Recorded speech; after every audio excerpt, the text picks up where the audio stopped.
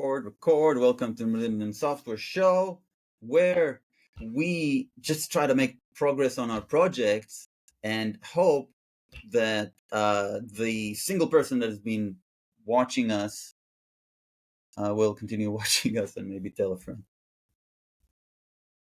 Here's my screen.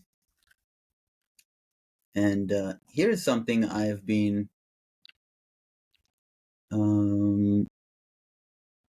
go here. Oh yeah, I'm subscribed to the thread, so I've seen. I saw the announcement and the logo. I just added some background.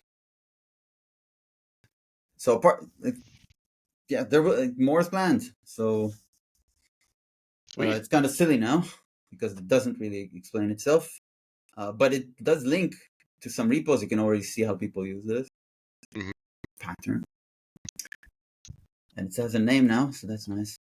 Right. And I remember that you mentioned Vic, that you met him in person. No, I've never met him in person. I hope to someday. That would be fun. No, he and I collaborated on an ASDF project many years ago. I became the maintainer of a project he created, and he pieced out. And then I recently archived that project. So I killed his baby, I guess. But it is like, I don't know if you're familiar with ASDF at all, but it's basically like, I mean, that's How do I nice. even search for that? Anyone who uses ASDF for some period of time is going to wish they were using Nix instead, if they knew what Nix was. Oh, I remember when that was launched. That was like a package manager for multiple things. It was basically like a version manager. Yeah. A very shitty package manager, but what it was good at, I remember the announcement. I remember hearing about this. It was years ago. Oh, okay. Yeah. So I fixed a few bugs in his project. So ASDF uses, I don't know if you've ever heard of the term shims. It's like a mechanism for managing multiple versions of a tool if you aren't using something like durenv to update your path when you CD around. Shims are basically like a globally. Yeah, it's like the program is available, but it's not really the program. Yeah, and when you call it, it figures out what version of the actual program to run. So ASDF uses shims. Shims are frustrating because it can like make a piece of software appear to be installed, even if it's not, right? Like if you actually haven't configured a version of Node, which node will still say that you have a node executable in your path. So Vic had a project called ASDF durenv, which basically got rid of the shims and made it so durenv would update your path using ASDF as the tool to, get the appropriate versions of things on your path. I ported my company to using this tool instead of the nothing we had before. And it was better than the nothing we had before. But I wish I'd known about and was comfortable with Nix all those years ago, because that would have been a much better choice. 23.5 thousand stars. Yeah. And then ASDF recently, it was a big old shell project, just bash project. Hundreds and hundreds of lines of bash code. Go. It got ported to Go recently, which completely broke the project I was maintaining that Vic created, because the project that Vic created that I maintained really violated the abstraction that was ASDF. It would like import bash internals from this project, and that all broke when it ported to Go. And I was like, I'm not using this anymore. This is not trivial to maintain anymore. I think we should archive this project. And it's not actually marked archived yet because I don't have the power to. I've been bugging somebody who does have the power, this Sora Morimoto, but she hasn't actually clicked the archive button. But yeah. Oh, he hasn't. My bad. Thought it was a she. Well, here's the signal. Yeah, cat. Maybe I should. Oh, cute. I've never been to No. his website.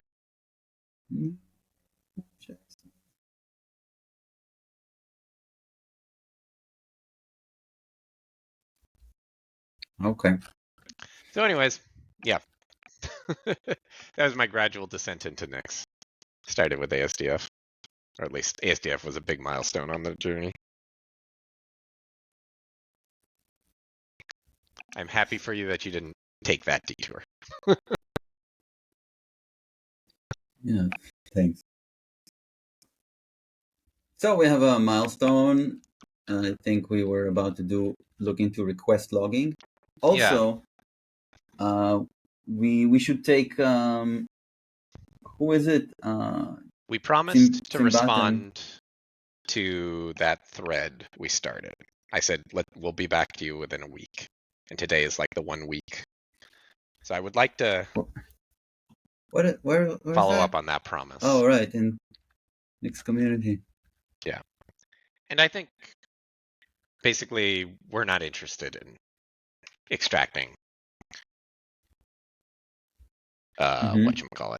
I can't even remember what it's called. The Rust library. NCI. NCI, yeah. We're not interested in going down that path, right? That would be a shame. I mean, it would be.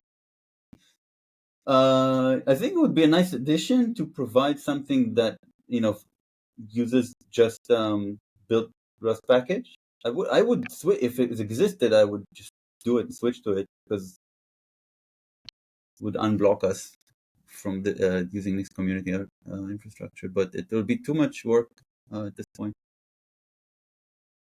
for us to do it ourselves. Okay, so we're gonna do number 2, right? And Yes, the somewhere might be because Jonas is generous Jonas. and willing to make it happen. Yeah, he said. Okay.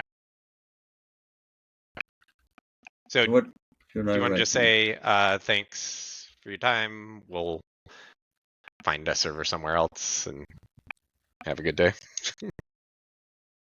I mean, obviously, phrase that however you like.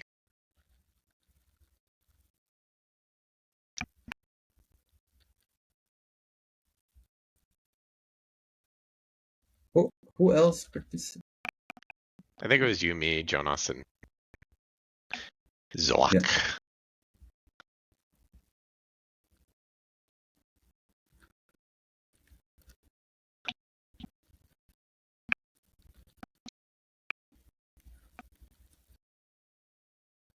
Well, to say we found somewhere to host it where it's actually Jonas.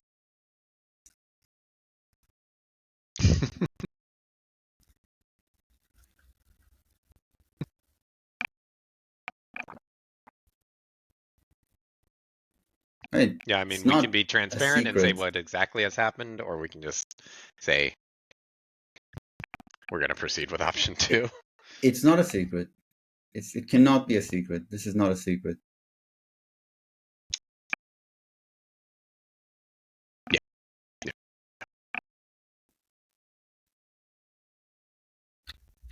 So maybe thanks for considering the Zoak. Zimbatum was kind enough to offer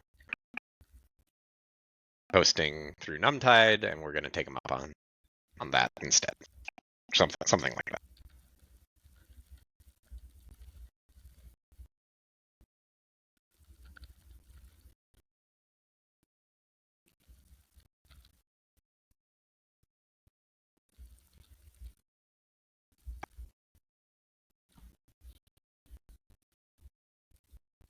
Is this good?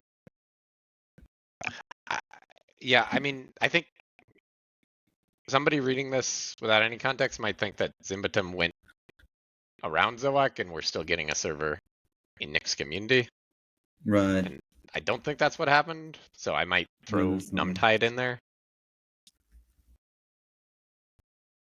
And because that's what's going to be happening, right? Like it's technically Numtide helping us out, not Nix community.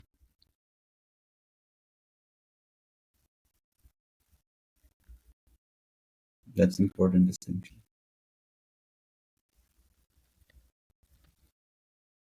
Do you know what happens when a organization is tagged in GitHub?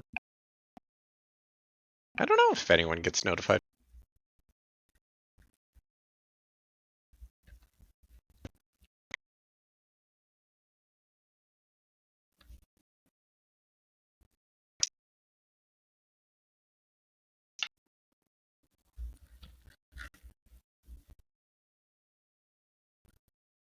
Good? Yeah, I think that's great. All right. Can move on with our lives. Wow, I was not expecting anyone to care about the fact that I was on the infra team. That was a surprise. Yeah, me too. It's like it is as if there is animosity between the teams. Yeah, I wonder if there might be context I don't have here. Like, I have no idea. There is context we don't have. Yeah. It's like, The nature am I of the not allowed context. to do anything outside of the context of being a member? A junior member of the infra team? It's like, well, whatever. Okay. I've held this long enough. Over to you. Okay. Let me... resolution. Issue. Browser needs screen sharing permission. I've definitely given this screen sharing permission before. Hold on a minute.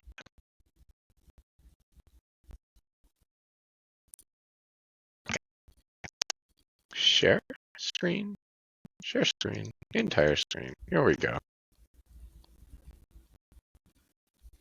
All right. I will message. Do we have a conversation with Jonas? The three of us? Yes, we do. Yeah, from many months ago, probably. February. Yeah. Well, not really. February. Jonas changed their display name. That's hearing there. But the last message was from August. That sounds right. At the end of August.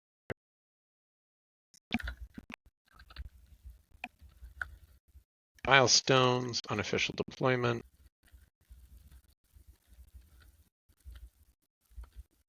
Okay, had we decided which of these two we're going to work on?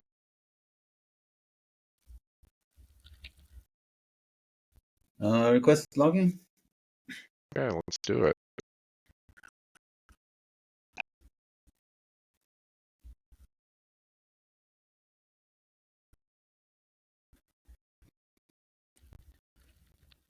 I believe that what Jonas wants from us is SSH keys.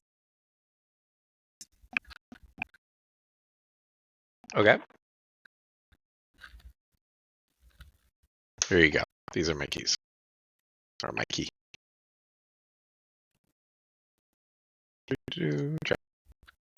Boom. If you want to send a message while I'm just getting started here, that's totally fine. Issue 247, request, logging, mob start 7, mob T. Is that a GitHub feature? Is what a GitHub feature? What the URL you just showed me? Which URL? Sorry. With the keys. Oh, yes, that is a GitHub feature. mightyim.keys. There we go. I have a little project that lets you grant SSH to people based on GitHub username. Huh. Although that project long predates me knowing anything about Nix. The project could probably get reworked with a Nix mindset.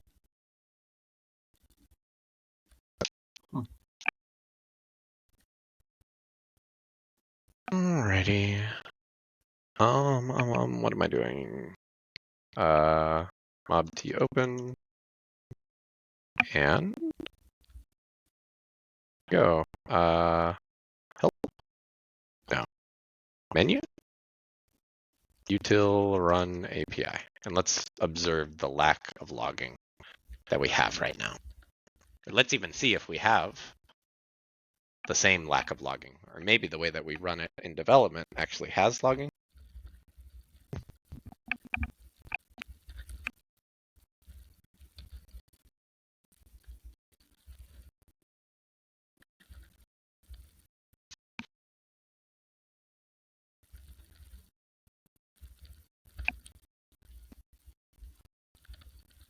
Okay, server started. Boom.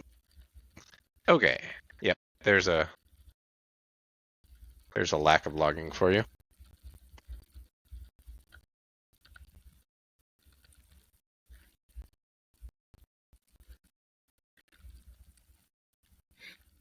github.com myvim.keys.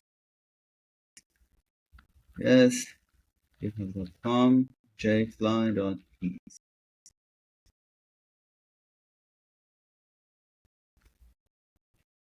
Test this. Okay. Wow, there's a weird quirk of this HTTP 204. Huh? You see this? What am I seeing? No, that didn't happen. So I've got this about blank. Yeah, there it is. Wow, that's weird. I don't know if this is because we're returning empty content.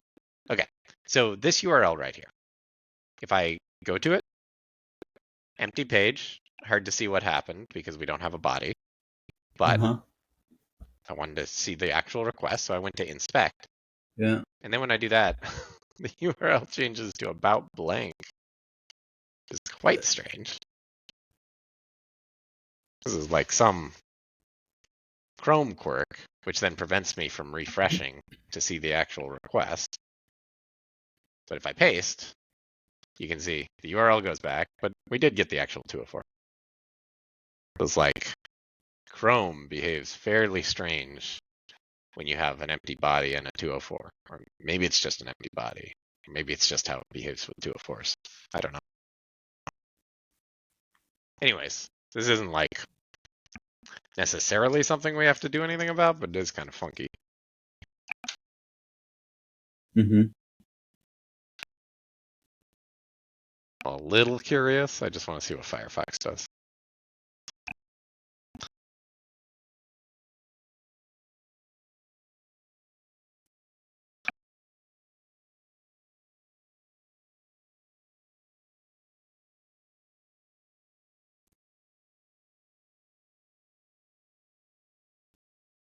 God. This is even worse. What's happening here? This is not making a...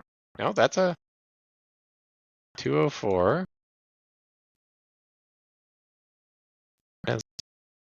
What? Why is this red? NS binding aborted. Blocked. Okay, so am I not allowed to talk to localhost or something? Let me just try something simpler. Now that works fine.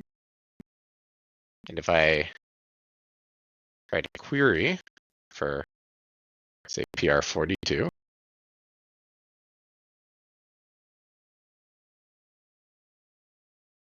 that's fine. You get a 204 and no NS binding aborted. Oops, didn't mean to close that.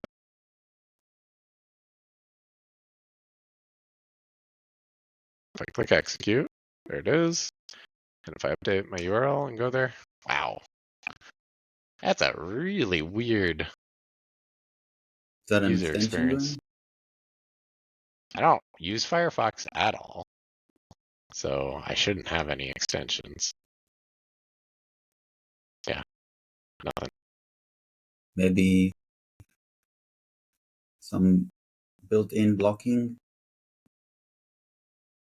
Yeah. NS binding. What does that even mean?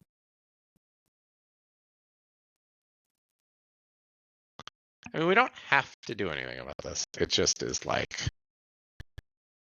wow.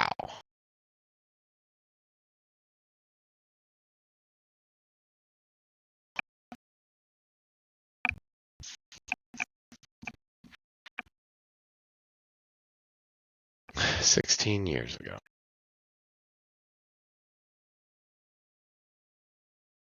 Get an NS binding aborted when a load on a page is interrupted by something else. Maybe the one after? The bug. Proof error message when navigation fails. Gets redirected or interrupted.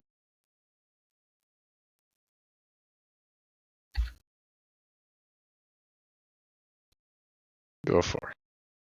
We have another issue. They're not properly detected. So this is 7 months ago. They're not properly detected by the navigation manager at the moment. And we don't get a navigation failed event for them.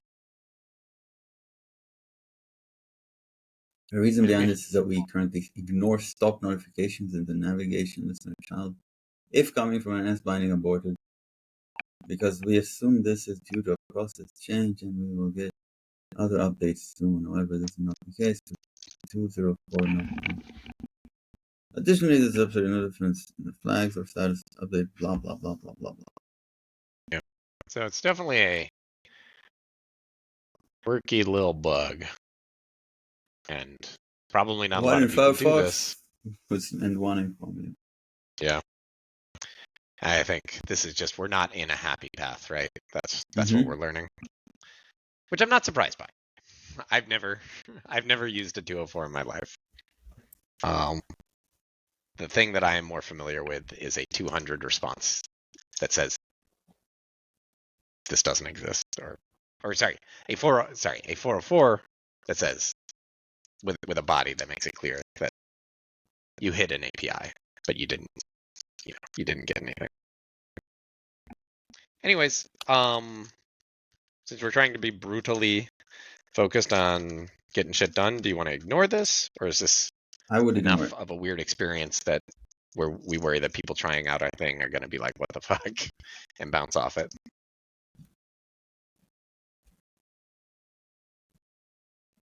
I think they would complain to their browser vendors instead of complaining to us. If they dig far enough to see that it's a browser issue and not like see that it's just the API, and not just assume it's something weird about the API. If they notice this at all. Okay, so ignore, move on. Okay, fine by me.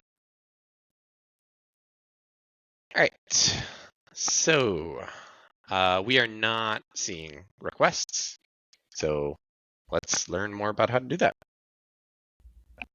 Poem, and I'll rotate over to you for this. I did start a branch called issue 247 request login.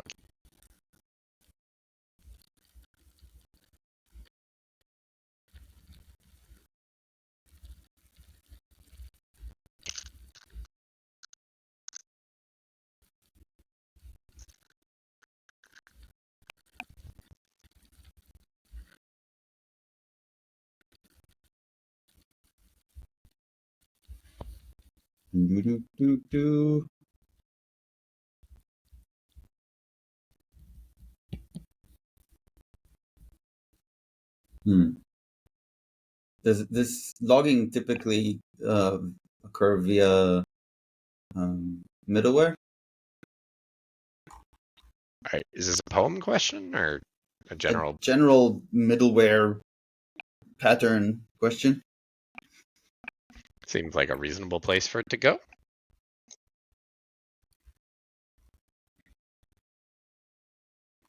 But I might start by searching for discussions about request logging. Logging to view deserialization reason causing a bad request. And specific. Ask if other logging frameworks can be used together with the poem.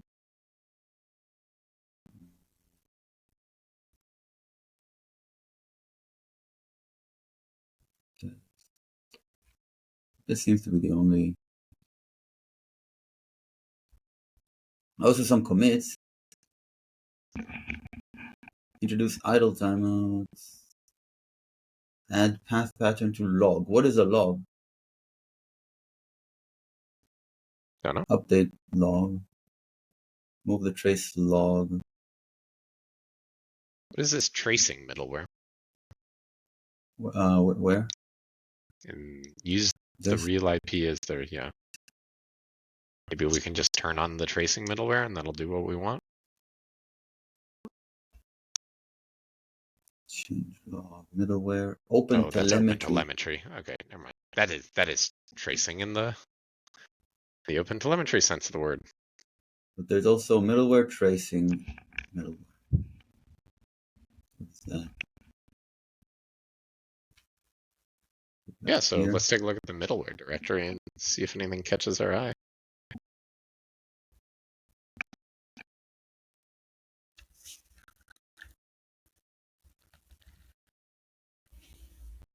Source. Phone source middleware tracing. Middleware.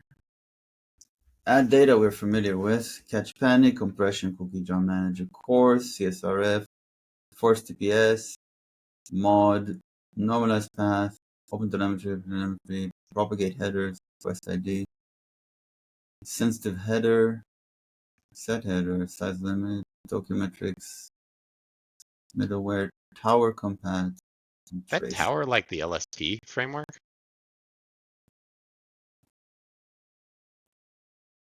No. This is tower is in what Tokyo is a part of.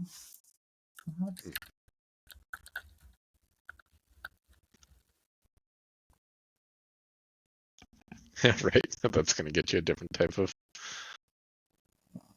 Because it's correcting me. It was not a typo, buddy. Maybe it's not related. No.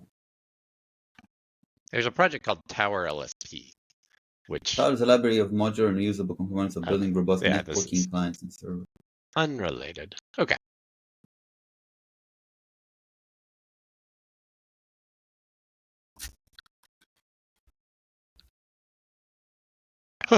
Pardon me. Well, there's tracing. You want to see that? No. I'm a little curious about sensitive headers, just because, like, that implies that headers are getting logged. No, to mark that a header's value represents sensitive information. Sensitive data could represent passwords. So data should not be stored on distant memory. By marking headers values sensitive components, using this crate can be instructed to treat them as secure for security reasons. For example, caches can avoid storing sensitive values, and HBAC encoders used by HTTP2 applications can choose not to compress them.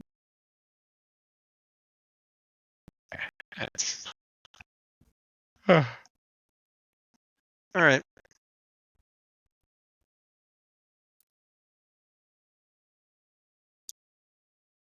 It's middleware for that. Yeah.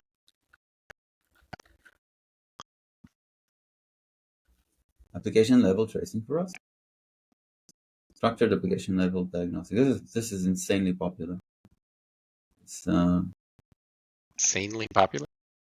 this is like where's this is crates.io. So where are the stats? Here.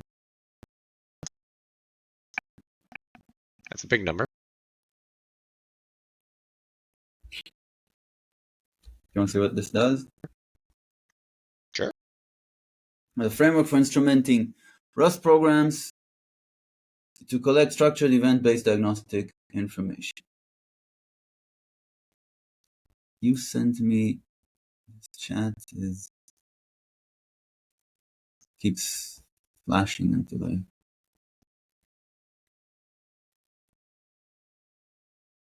don't like this. Let's go here. Whoopsie.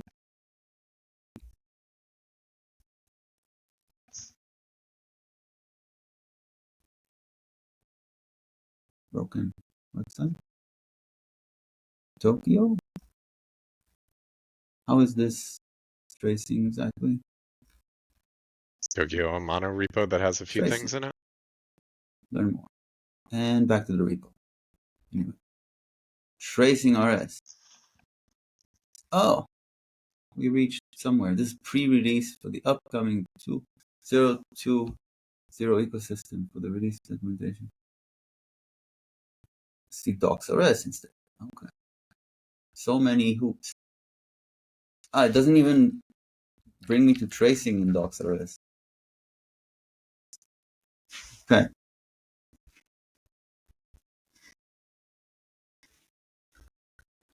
Here's the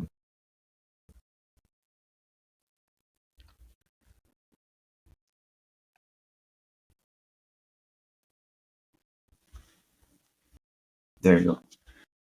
Okay. Right. Tracing is a framework for instrumenting Rust programs. Hold on. This is not where I put things. Okay.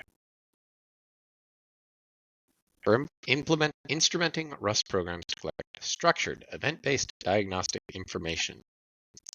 In asynchronous systems like Tokyo, interpreting traditional log messages can often be quite challenging. Since individual tasks are multiplexed on the same thread, associated event and log lines are intermixed, making it difficult to trace the logic flow. Tracing expands upon logging style diagnostics by allowing libraries and applications to record structured events with additional information about temporality and causality. Unlike a log message, a span in tracing has a beginning and end time, may be entered and exited by the flow of execution, and may exist within a nested tree of similar spans. In addition, tracing spans are structured with the ability to record typed data as well as textual messages. Tracing Crate provides the APIs necessary for instrumenting libraries and applications to emit trace data. I love this. Another case of I just want to.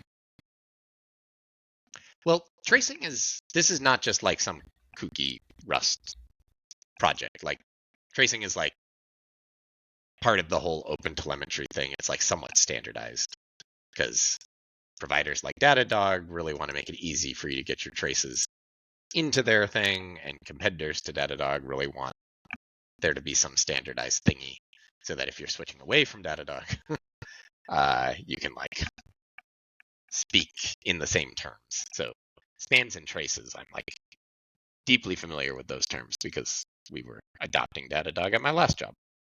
And you get these like trace views that are really useful for debugging. Like you've got some collection of microservices that are talking to each other, like a trace flame graph or whatever.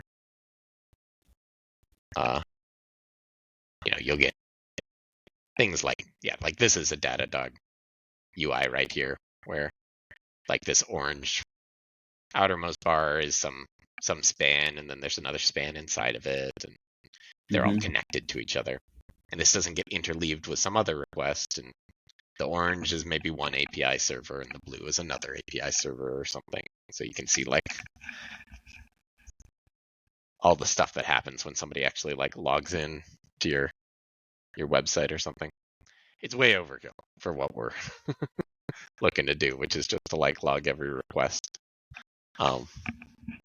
But it might, I don't know, maybe it's what everyone using Poem uses, and so yeah, it's overkill, but maybe it's also the easiest way to achieve our goals. I don't know. On one hand, I just want to. On the other hand, I don't really know what I just want to do. And learning about such a developed, designed model for what I want to do will help me think about what I want to do and in a certain model. So it's opportunity to learn, and especially since you have experience with this. Well, model. yeah. So the what do we want to do is maybe a good question. Like, we want to run this thing for a few months, and we want to then, at the end of a few months, be able to conclude if this is a useful project to keep investing in, right? So like, would logs, just request logs, be enough to answer that question? Or would we want to answer more nuanced questions?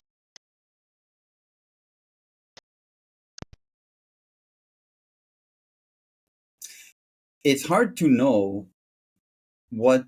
So request logs that have the paths and the times,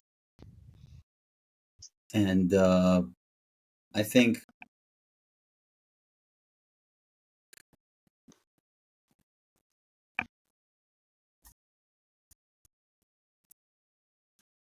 that's all we need. That from that I'm we can trying to imagine produce some ourselves in a few process months looking at those data. logs, and what Mhm. would we actually do with them? Would we say like, oh, that was a surprising amount of traffic, or like would we just kind of look at the number and then have some just sort of play with the data a little bit and then be like, oh, okay, people seem to keep using it, or oh, people used it for a few days after we announced it, and then I think we can make some graphs that have to do with the PR numbers themselves as well. oh yeah, that'd be kind of fun. Get a sense of the most popular PRs, the ones people keep asking about.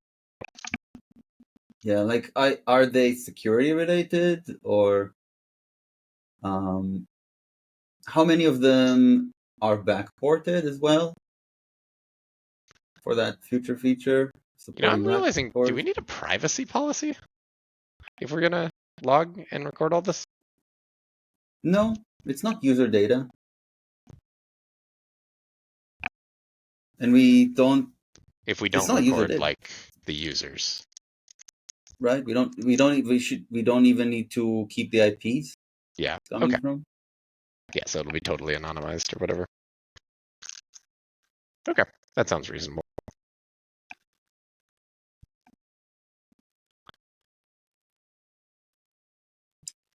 That in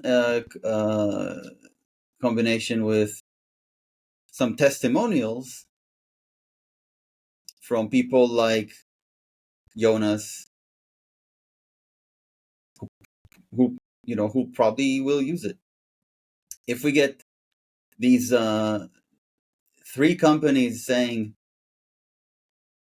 we use it, this is valuable to us. In fact, we want you to develop these features that you were talking about. And another couple of companies saying we didn't try it, but actually we've been wanting to have this kind of thing, and we tend to use it. I think this will be compelling, and it'll get us on official infra. Okay, sounds good. So yeah, I think logging's enough. I don't think we need to dig into tracing right now. So what does logging how does logging occur? Is it simply printing to std err and then being picked up by system D and then put somewhere where system D logs? Is that what logging is? That's, I mean, in the most abstract sense, logging falls into 2 categories. There's unstructured logging, which is usually line-based. Mm-hmm. And then you usually need some nasty regexes somewhere to parse it to do useful things with that data. Mm-hmm.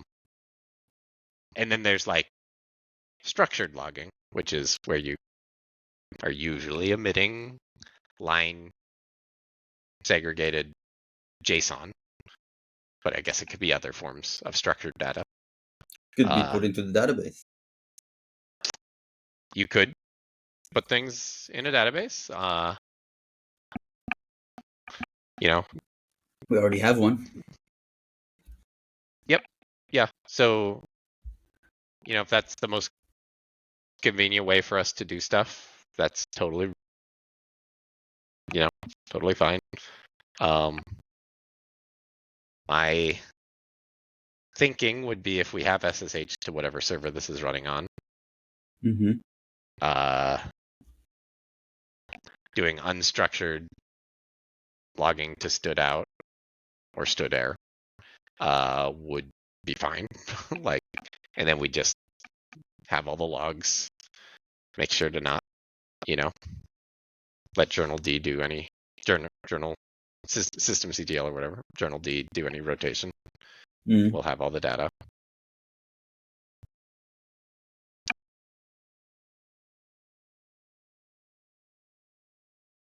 I think putting it in the database would be like an annoying amount of work because it would require just doing a migration to add all the individual fields for all the things we want, or just having a flat string field where we shove JSON or unstructured logs in there and then parse it at the end. And then it's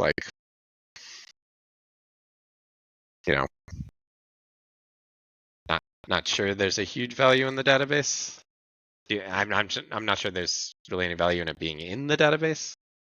But again, it's not like a problem for it being in the database either. Do you have a preference?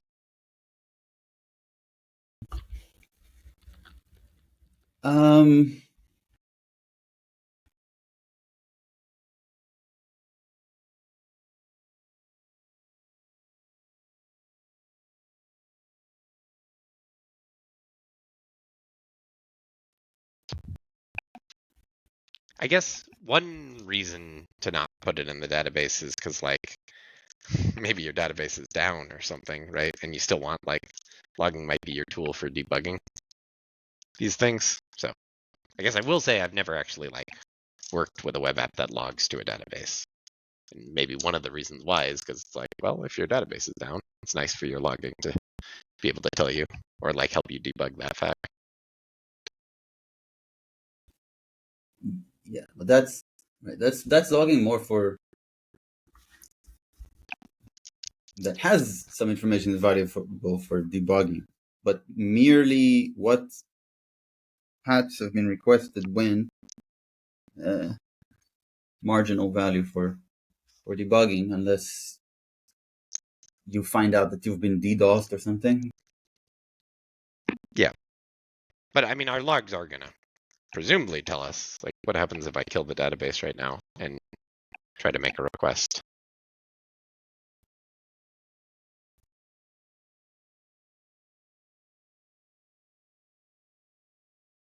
If I kill Postgres here,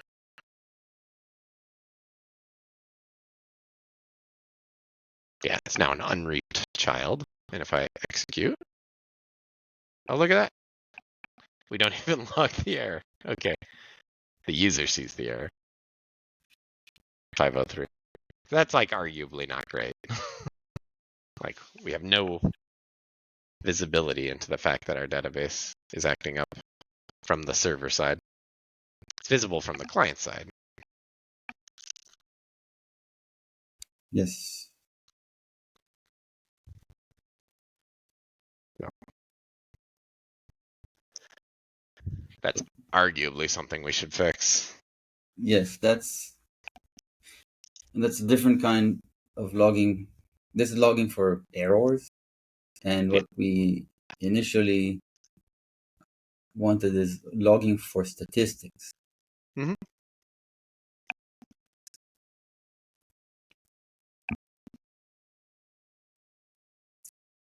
So let's add another issue for error logging. Sure.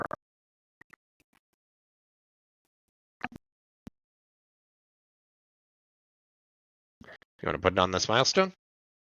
Yeah. Okay.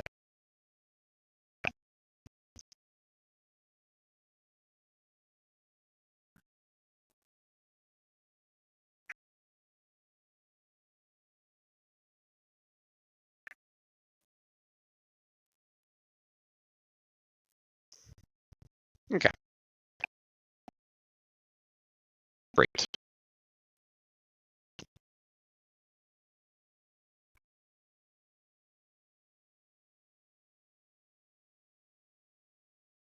So yeah, you used the word statistics. I think the term that Analytics? web shops would use is metrics. Metrics.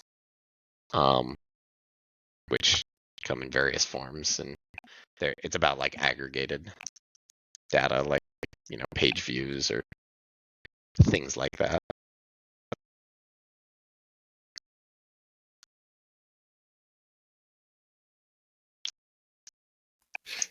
And that's where like a tool like Prometheus could get involved, but we absolutely do not need to do that for this experiment, in my opinion. How about we pivot and do error logging? Sure. So I sure would like to make it a generic implementation. As in not specifically for that error, but just any kind of error we send back to the client. So actually, I'll rotate over to you and feel free to create a new branch for this.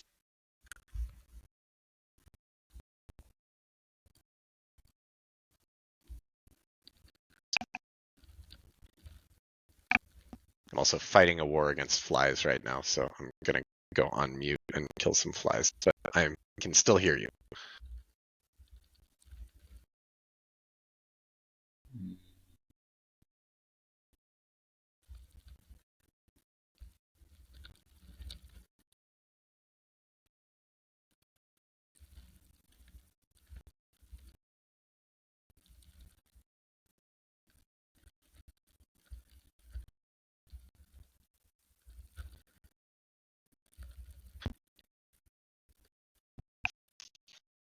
Hey, hello. Mm-hmm.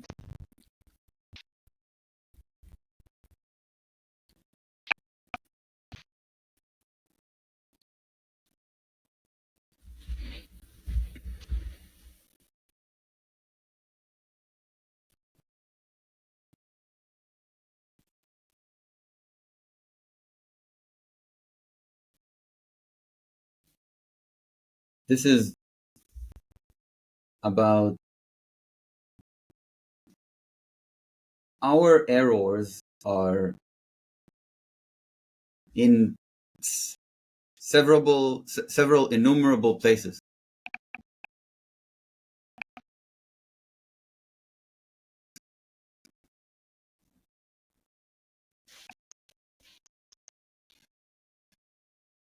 But there is probably a middleware that can be created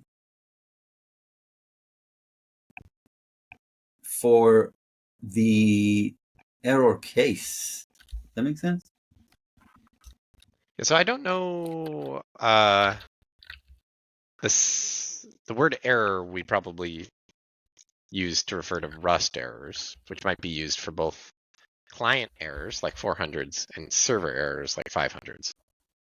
The ones that I would like to see logged are not the 400s, but the 500s. Those, I think, having the like backtrace or something and error, that would be what I'd love to have.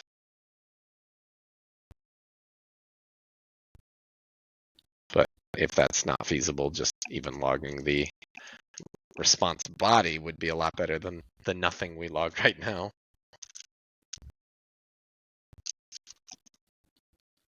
We have a route and endpoints, and we have one middleware, this add data. Mm-hmm. I think that all the errors in this API service occur as a response to requests. Yes. So, and they all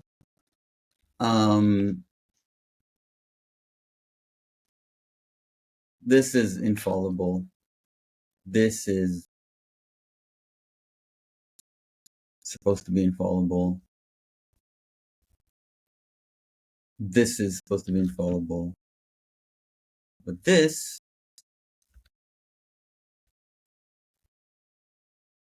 this here,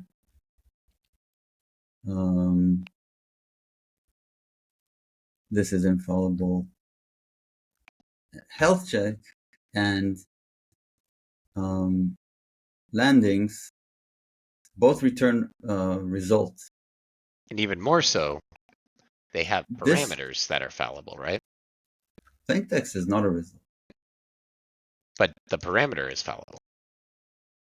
What 93. parameter? That's like 93. a fallible parameter, right? Yes.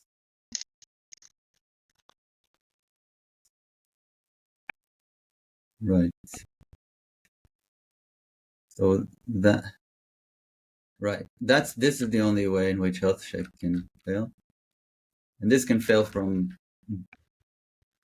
before it's called, and also from its own right call. And in both cases, probably can be caught with a middleware and then log. Well, but this is what I mean about like, yeah, we call it a result, but I don't really want the no landings response. That's a four. That's not an error in the like 500 sense. It's not even an error in the 400 sense. No landings response. It's a Rust error, but it's not like a 500. Well, that can be changed if it doesn't make sense to us. Well, I can handle a world where we have Rust errors that don't always turn into 500s. That's fairly normal in web app development, that you have like errors in the like, in Python terms, some exception that you handle, and it's expected. It's like, oh, I handle it, and then I do something else, and it's actually a 400 or even a 200. So this is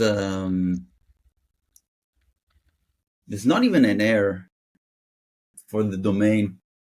I don't even see why this would be. Yeah, but that's what I'm trying to say is like, in programming, just in the most general sense, you can have like exceptions or whatever, errors in the like programming language that are not like exceptions or errors from like the domain's perspective. That's like, error handling isn't always just log the error and throw it up. Sometimes it's actually like, oh yeah, okay, I tried something, that didn't happen, I'm doing something else now.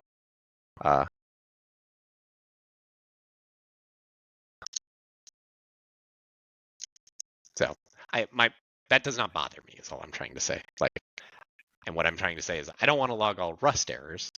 I want to log all 500s.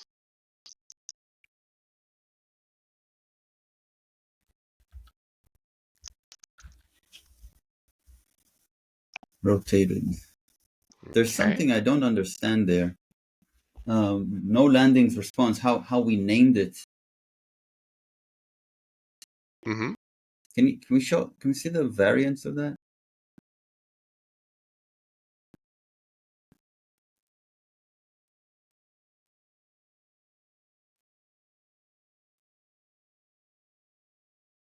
Sorry, did we create a new branch for this? I can't remember. Yes. Okay, so if you fetch, you'll see it.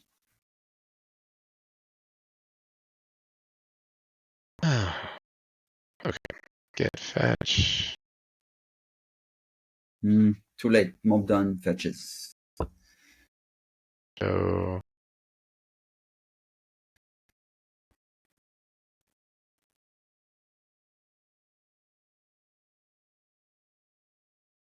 get branch -r. Okay.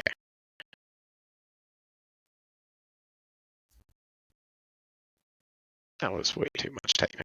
Okay.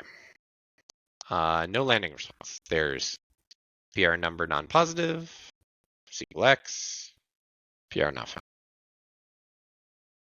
These are all situations where we do not give a response. We don't give any landings.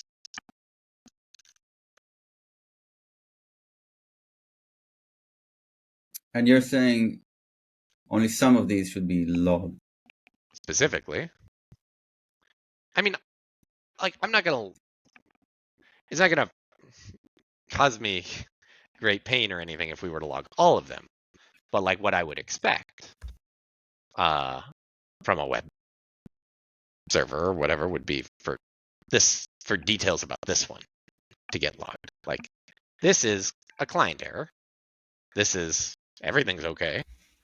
This is something went wrong, and we might want to know about it on the back end and maybe even log more information than we're willing to share with the client. Like, there could be sensitive-ish information that we log.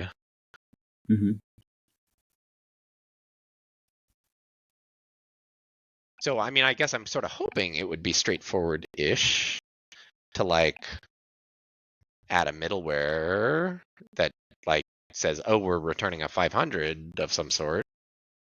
Let's log some additional information about things.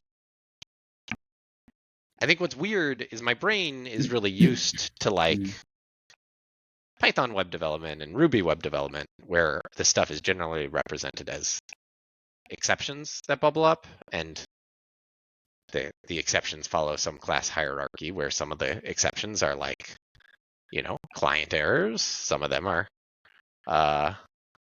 server errors, and you log the server errors, and because they're exceptions, they carry with them context, like the stack trace, the line where things went wrong. So logging them high up is usually,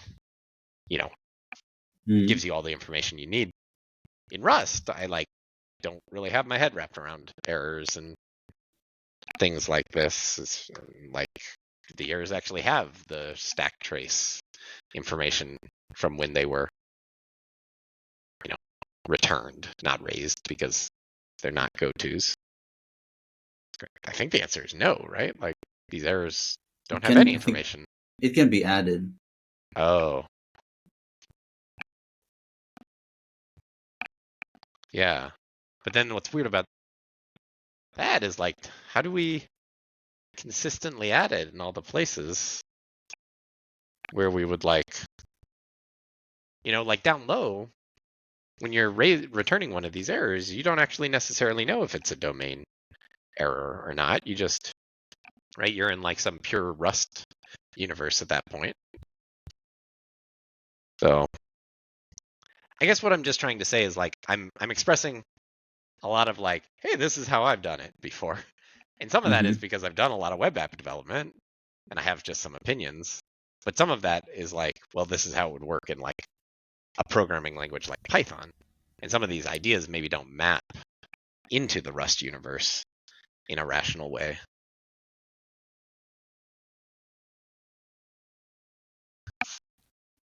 I wish I had the answers for you. Mm-hmm.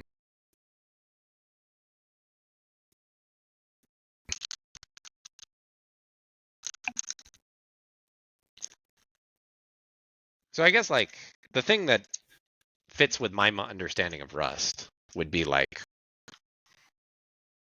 we could probably log the response bodies of all the 500s. And that wouldn't give us, stack traces, and that wouldn't let us log additional information that the clients didn't see. But it would sure be better than what we have right now.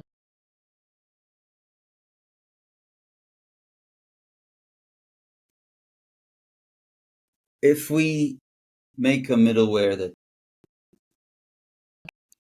in which we can inspect the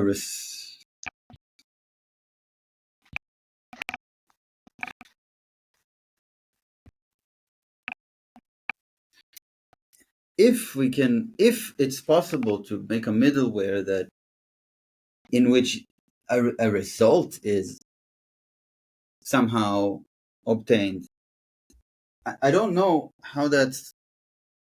I want to see the middleware API, how that works, because in Poem, responses don't need to be results. They can be like something that implements into response.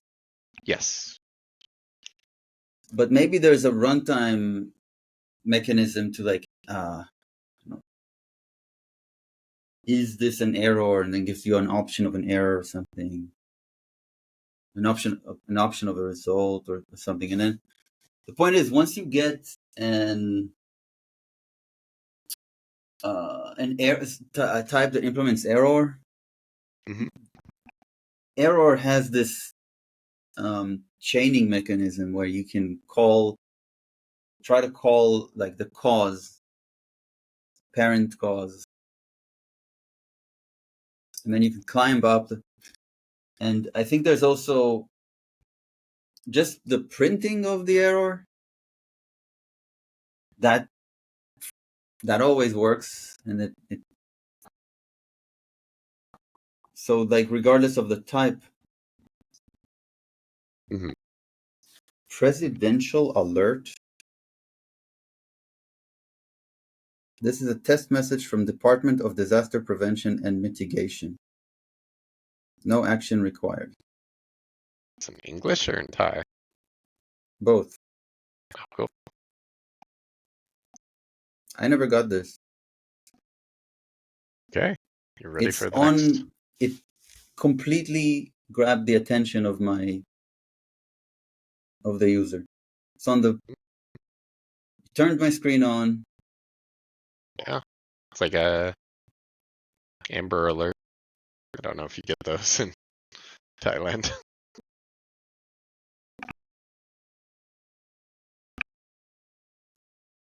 But Thailand does not have a president. Okay. Got a king? Not that I am aware of. There's a king, there's a prime minister. Lots of roles. Well, maybe the software. Well, maybe the alert itself is presidential in some way. Be right back. All right. I'm back. Hello. You want to take a look at the middleware API, see what you can possibly do with that? Yep. So middleware forwards. I'm in Poem here. I think the best is to look at the docs. Okay. Spares us the details of implementation.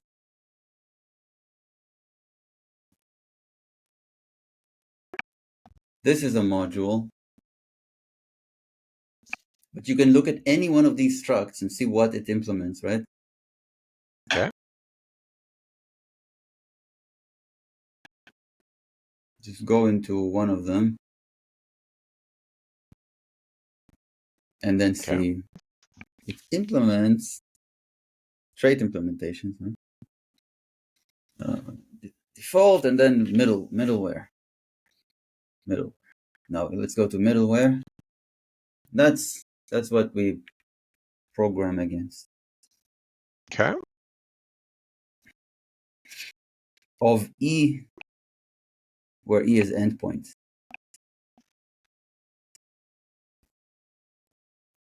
Create your own middleware. Put on my screen. No. Middleware that extracts token. So here we are implementing middleware. Only implemented transform. Up here, we saw transform as the required method. This returned a Tokyo middleware impl, which is a struct. Probably implements, okay, yeah, endpoint. It's confusing to me, but I guess that's the idea, is this transform takes an endpoint, returns a new endpoint. Here we call, and this, here's the chaining. So this is a place where we could, like, we would make the request, await it, we'd have a response or something, an output.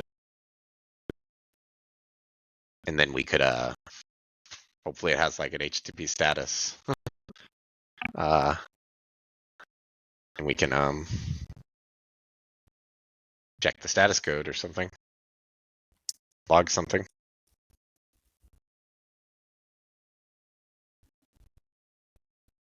What is self EP called? What is all? This is the next endpoint. Self is so that came token from here. Self is token middleware impl. Yes. So EP is whatever that struct. Yeah. It's this EP. thing which got passed in when constructing the token middleware impl right here.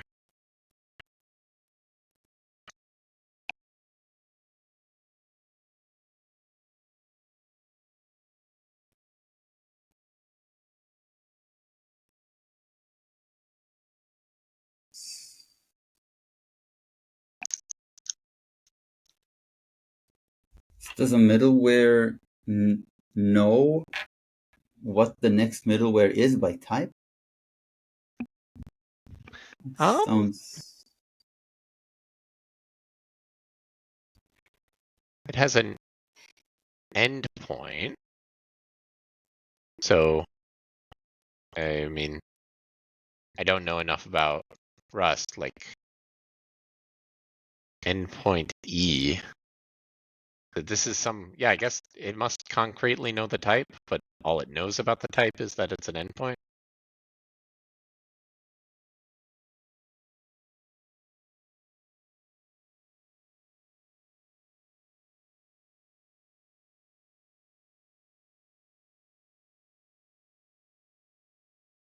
Yeah, I want to see the type. This one? All of this. It's a trait that takes a type argument E that has a constraint endpoint. There's an associated type output, which also has a constraint endpoint. All right. There's a required method transform, takes ref self, which is whatever this is implemented for, and endpoint. Mm-hmm. In that, all that is in that concrete implementation, E is known. In transform, E is known. E is made concrete. You can, in each implementation, E is known and then can be used, not as just an endpoint. So here's a concrete implementation, right? And it does not seem to be dealing with a concrete thing. It seems to be dealing with E. Impl of E endpoint middleware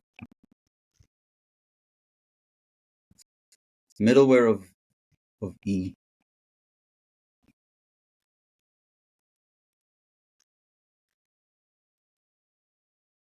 For token middleware.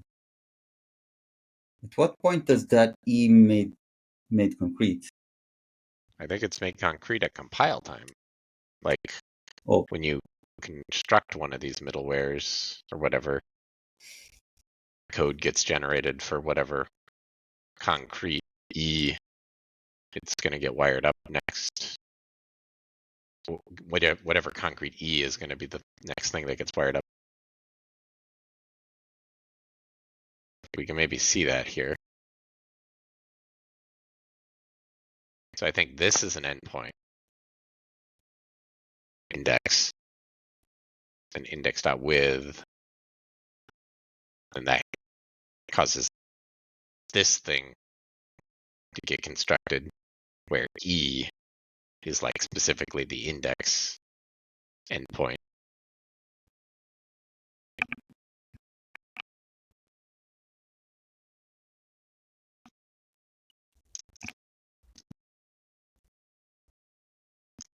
Token middleware. Scroll up a little bit, please. Token middleware. It's the struct for which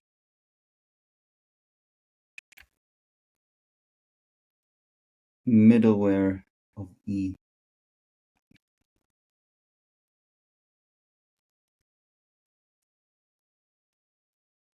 So it's that with or maybe other methods that can make the connection between you to that make that E concrete. That's my guess, yeah. Show me the signature again, please. This thing? Yes. I guess endpoint has a with, maybe? Probably, yeah. Yes, show us. You could show us that. I was wrong. It does not show up on this page.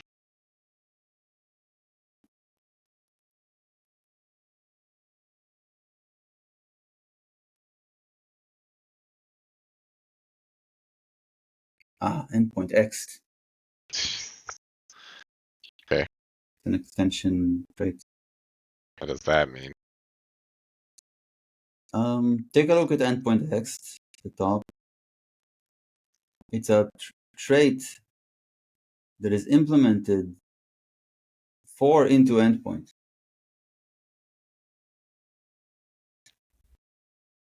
Actually, it's not even an implementation. I think it's like there's no impl block for this. It's on the trait itself. It has default implementations for its methods. Okay. So as soon as this trait is in scope, anything that implements into endpoint also implements this trait. Go to the source, please. At the top, under the trait. Pub trait endpoint X is a super trait of into endpoint. Okay. And then there's all these 16 methods. Go up a little bit. I know where we would probably down, maybe just after that block. 16. Yeah. In impl of T, where T is into endpoint X for T. This is blanket implementation. Any type T that is into endpoint and not endpoint, into endpoint. Enjoys endpoint X. Okay. And why would you do this rather than putting default implementations on just plain old endpoint? Good question. Good question.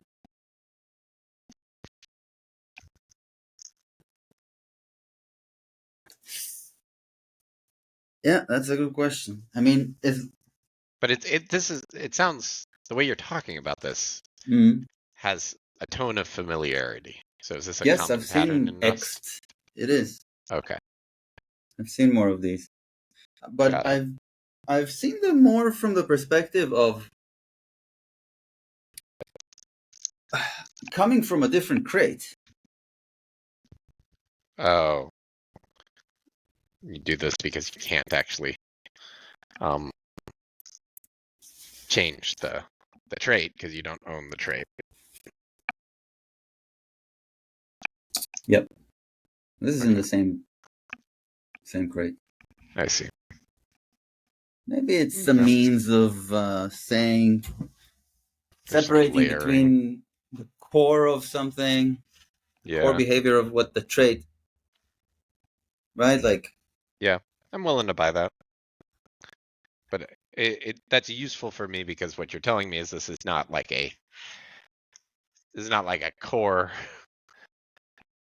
thing you need in order to like write code in Rust. It's like an abstraction thing, a pattern for like dealing with code in one place without littering it with concerns at some other conceptual layer.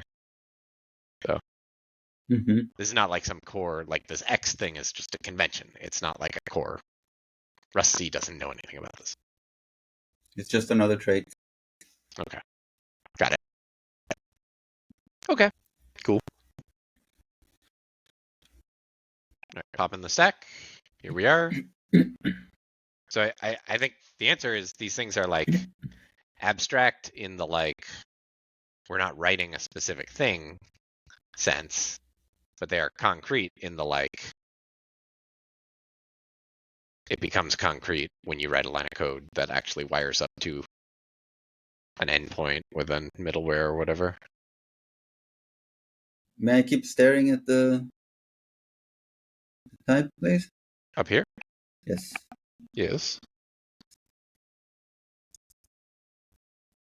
Transform takes ref self and some endpoint E.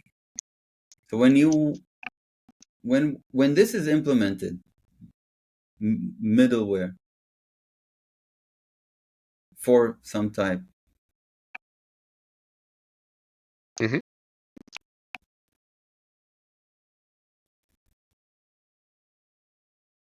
it can be implemented in a way where E is kept generic, and then you can only use endpoint methods on it or endpoint X methods on it. Does that make sense? Okay. Yep. Or you can probably implement this for some concrete E, in which case that E must implement endpoints. Yeah. And then but I don't think there'd be any reason to do that. Right. Because I think these middlewares really are just supposed to get chained, and you're not supposed to care probably about. But right. I mean, maybe if you had some like dependency ordering between middlewares, you could like express that in the type system and say like, well, hey, to make sure that this one happens first.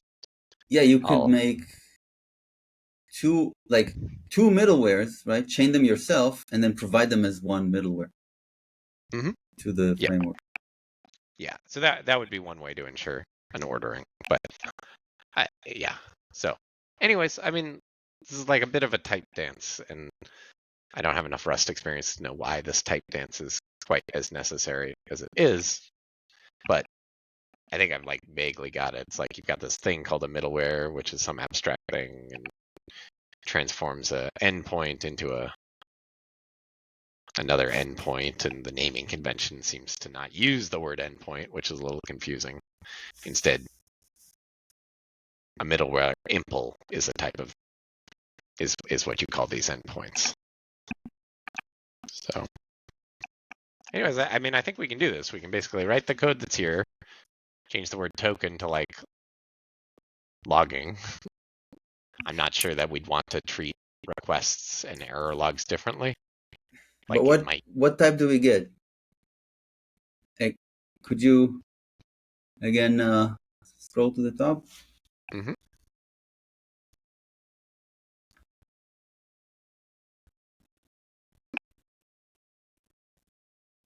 The type output, the associated type output is also an endpoint. Yeah, but different endpoint than this one. Right. Or at least not necessarily the same one. And transform allows us to take self probably for state and the current endpoint and return another endpoint. Mm-hmm. And an endpoint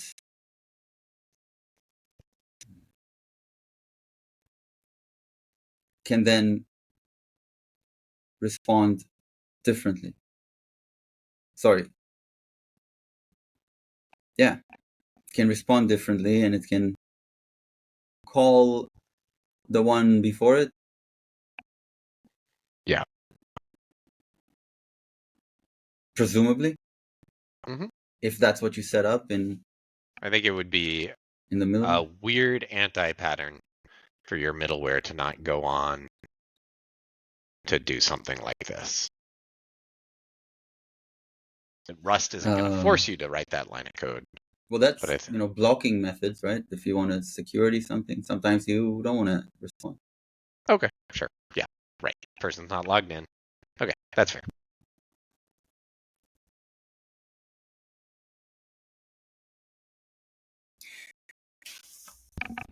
But so what?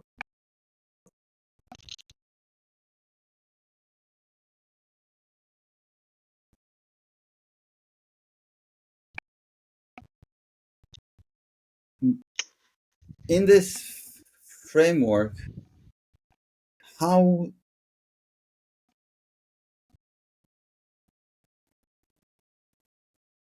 if it's the only way that we can do any kind of error handling.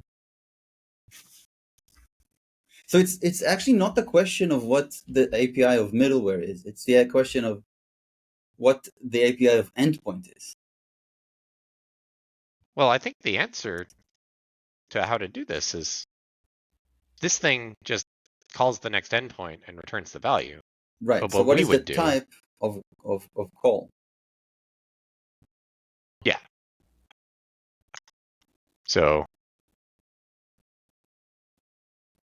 that wouldn't be here. It would be something like endpoint, right? Yeah.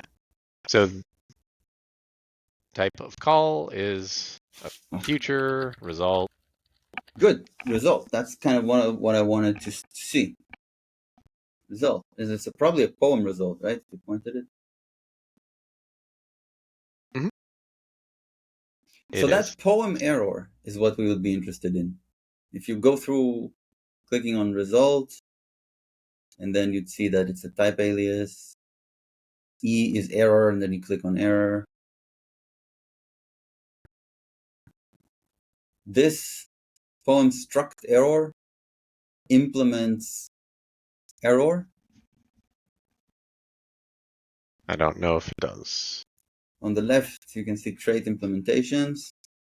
Okay, it does. And there are also all these other methods that it has above that. Inherent implementations, methods. Yep.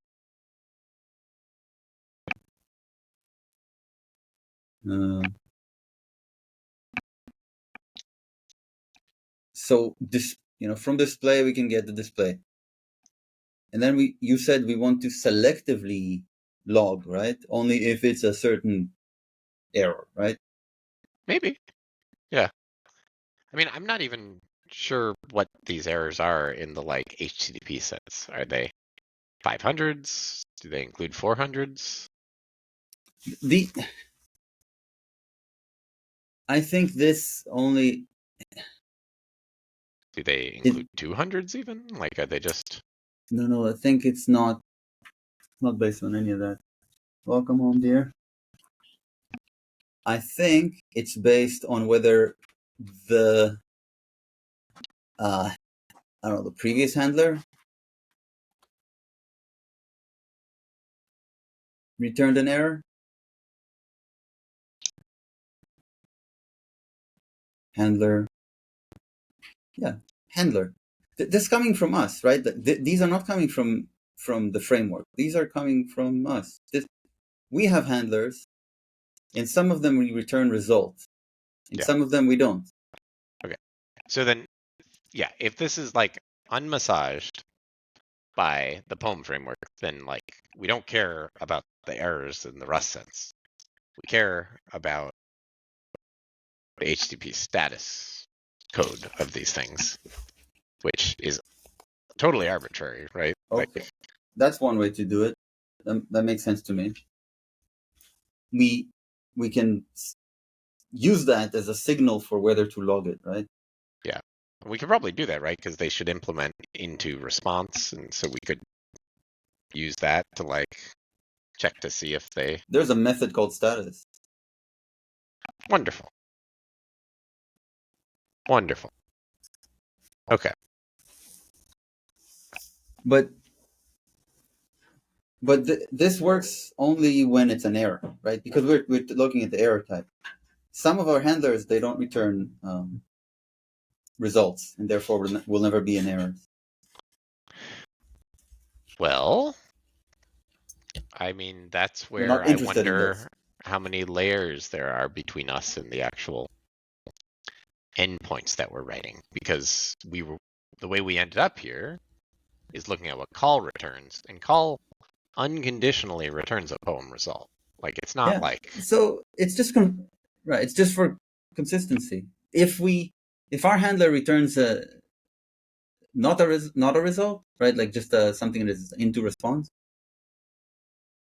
then this here we will get a result that is infallible. It's always the OK variant. Okay, sure, but we don't really care if it's what the variant of the result is. If it has a status, does it have a status? No, only the error variant has a status. What did you click on? You clicked on result. You got just std result. Type alias, sure. Yeah. And there's so I mean, I think no status. The question is, if we implement an endpoint that just like unconditionally returns 500 and doesn't use any Rust errors to do it, we want to make sure that our middleware does the right thing in that scenario. And like the answer might be that like we wouldn't do that because POEM OpenAPI is going to force us to actually express that in terms of results. So like it might be possible in the POEM sense. No, it does. I don't think it does. Yeah, I don't know.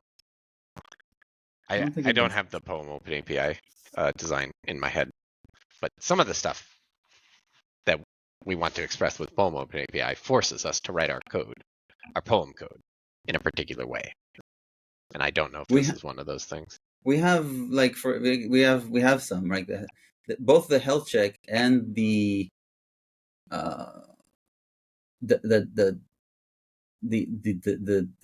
what is it, deprecation, or like the error that says that we no longer have the v1.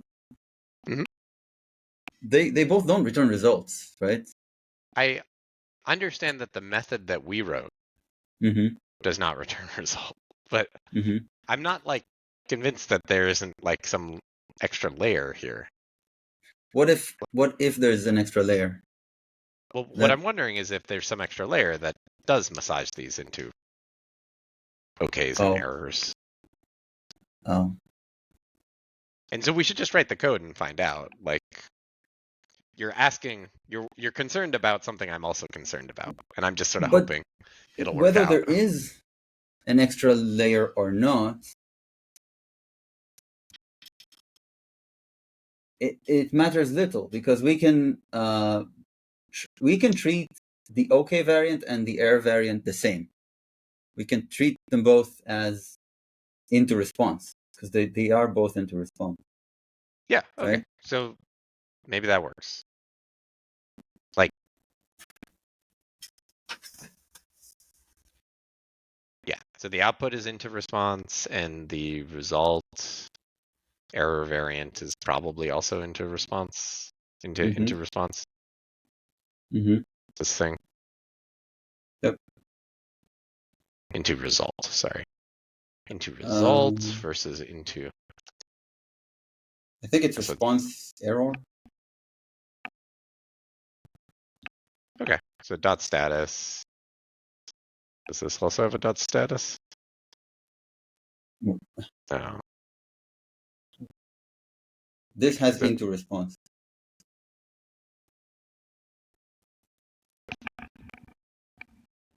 Yeah. You get a response. Okay. From which you can ask about the status. So yeah, maybe you're right, and we're just gonna have to, handle both sides of the result. Handle both sides. Ask the status, and then say these statuses we don't log, and the rest we do log. Yep, that sounds reasonable. I can imagine writing that code. Shall we do it? And what we log is the display of the error. And also or might possibly not be a stack error, trace. like we were just saying. Oh.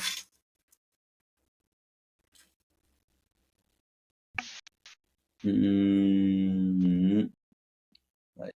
So if it is an error, I think we should treat it differently. We should probably capture a trace as well, and print all that. Yeah. Otherwise, we can print the body, the status in the body. Yeah. I mean, that's all we can do at that point, right? There's no other information. That feels reasonable to me.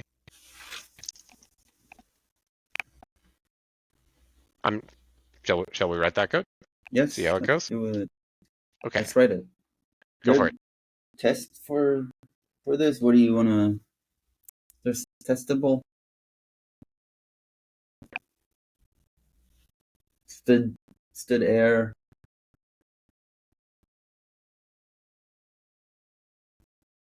Stood error.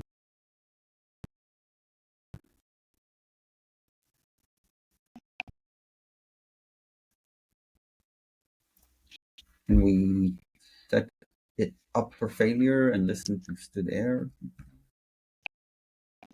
NixOS tests make this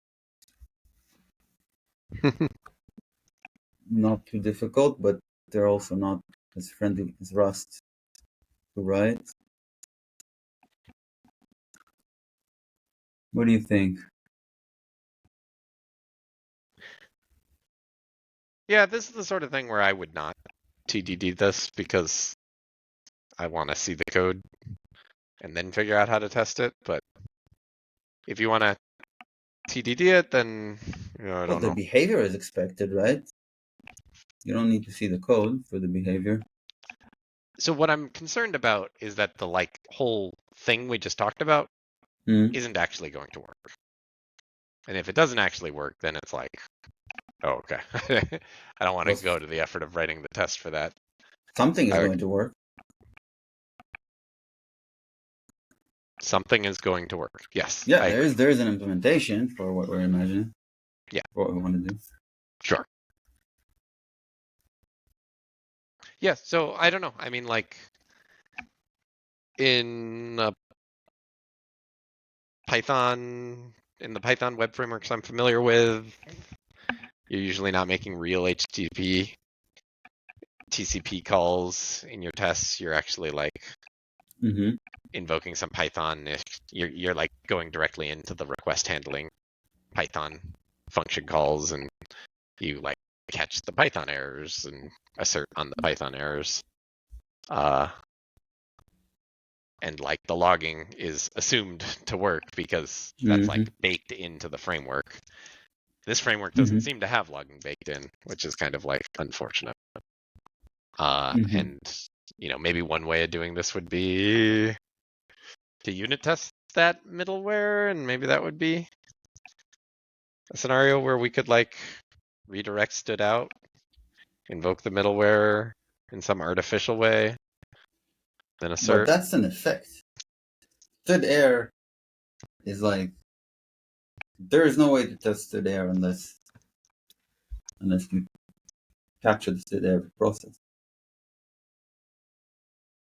Well, you can a process can change its file descriptors. So, one testing technique is for a process. It's gonna print a std error is it can like redirect its std error to some temp file or and then at the end restore the original file descriptor and assert on whatever ended up there.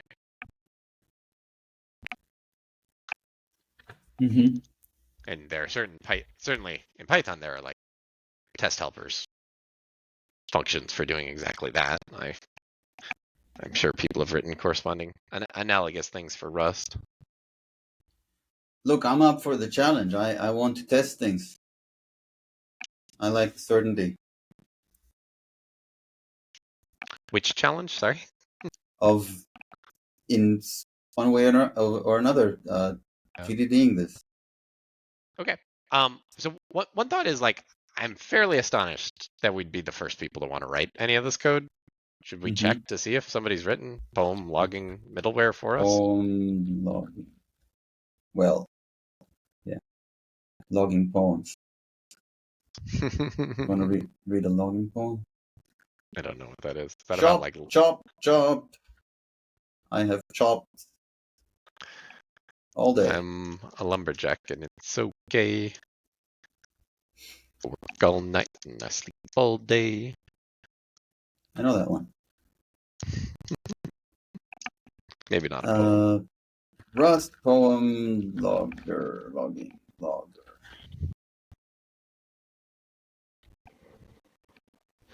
Enable logging in poem. Question. The answer is there is no such feature. How about use my window manager? I'm using poem web or DVD. Figure out how to enable logging so I can see why a post endpoint is failing with bad request error. It's not.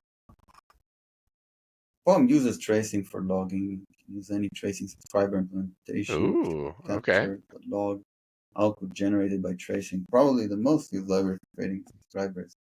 Tracing subscriber. Here's a basic example of creating a subscriber. Tracing subscriber that logs all log messages created by POEM in a nice format to stood out. What? So that's like a global thingy? I guess so. Because tracing is more generic than just POEM, but I guess maybe POEM has the traces. I didn't realize that when we were looking earlier, but if the POEM web framework already has the trace statements inside of it, then maybe all we have to do is just tell tracing to actually like print this stuff to the screen. With env filter POEM trace. POEM uses tracing. Did I don't start my we open? I don't think I have this open.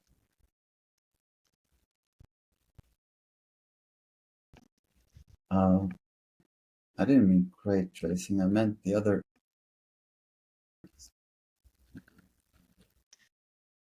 I meant for logging. I'll be right back.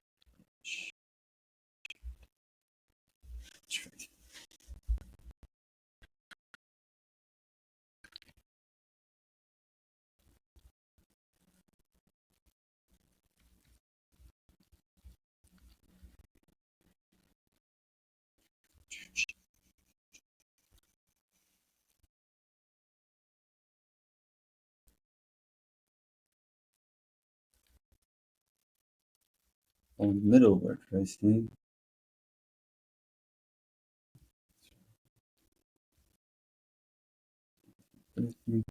Tracing.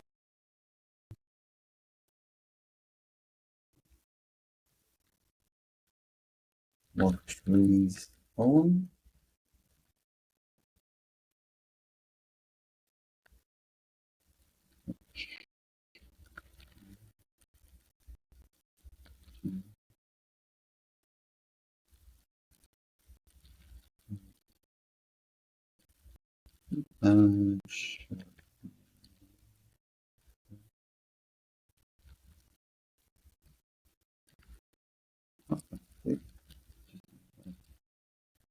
Tracing.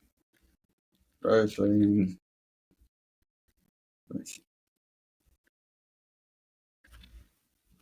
MCP. Source server. Tracing info. Tracing. This is going to be easier than we have been babbling on about. Wonderful.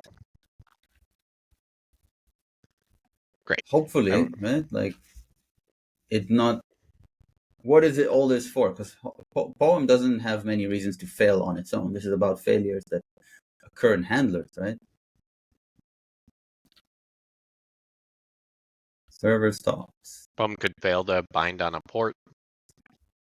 It'd be nice for it to print something. So if a live connections load something, so it has some, right? Like an else here, tracing info. What about tracing that is not info? Yeah, this looks great. Tracing error. But this is MCP server. This is Poem itself. Like here. Native TLS. Russells. Some Russells related one. SSL. Okay. I don't know what this actually is. P key. This is about keys. Okay. I'll bite. Let's do it. It says, did you see that? Poem equals trace. This example. Okay. Let's do it. I'll give you. How do I share this? Share. Over. Oh, are you rotating? Okay. And do I have changes? No changes.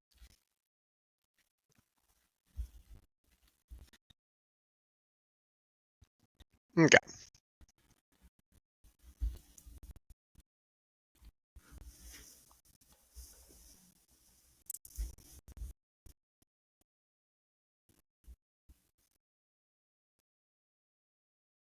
All right.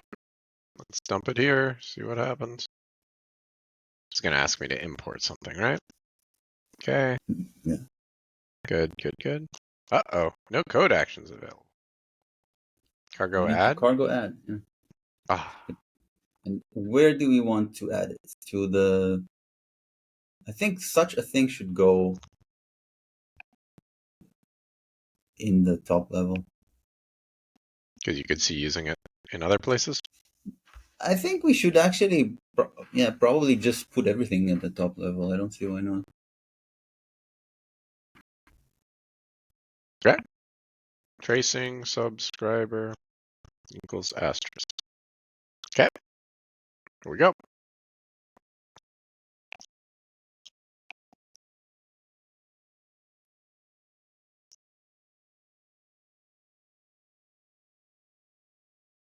Come on. Did the thing. No. Is there some... Rust LSP. Reload workspace. Oh. No code actions available. I don't know. Did you save there?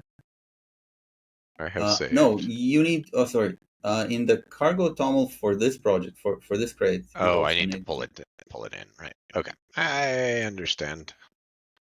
This is cargo toml. We need this line of code. Where to go? Tracing subscriber.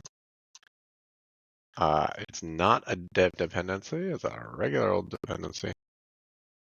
This is going to be dot workspace equals string, like so.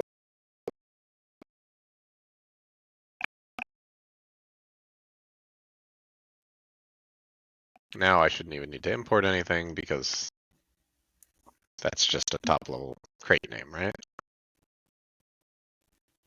Correct.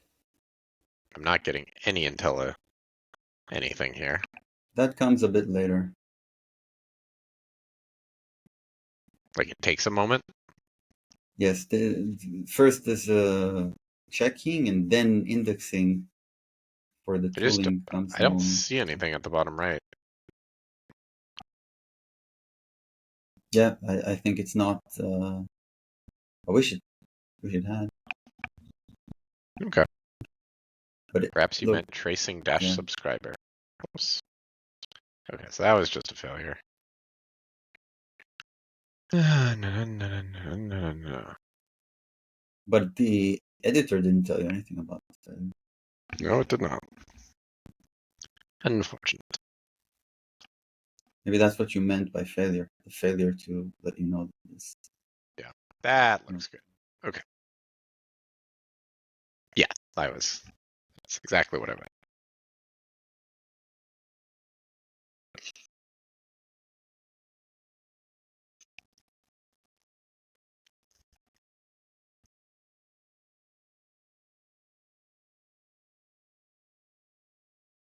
All right. Show me some logs. Show me the logs. No method. Is this something you import? It's just out of date.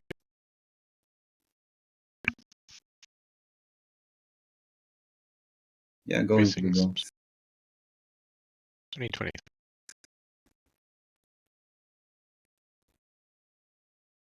With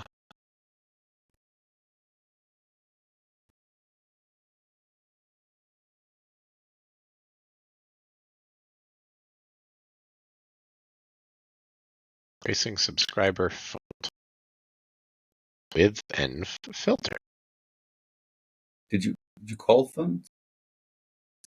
Right there. Uh-huh. And what does it say? No method. No method named. Env filter is a trait. I see it. Right here. Yeah. Okay, great. That's not offering to help me out. Thanks. It's not. There's no. It's not telling you, hey, you can import this trait and. No. It's suggesting using with file instead.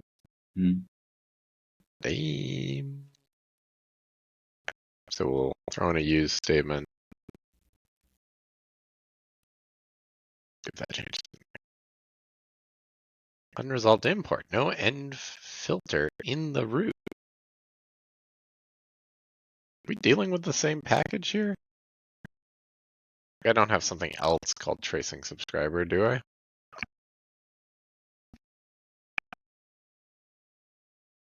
Maybe it's a feature. Okay. Wow. Did I just skim this? Like, what's going on here? How did I miss all this? Oh, that's not the documentation. I know. But I'm just, yes. how bad is... Did I get to be annoyed at this guy, or did I get to be annoyed at myself? And the answer is I get to be annoyed at myself. Okay. So if I want the feature, do I do that here in the API cargo toml, or do I do that at the top level cargo toml? You cannot do that here. If it's here, it's just workspace true.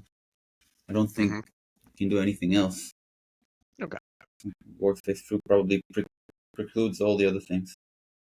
Got it.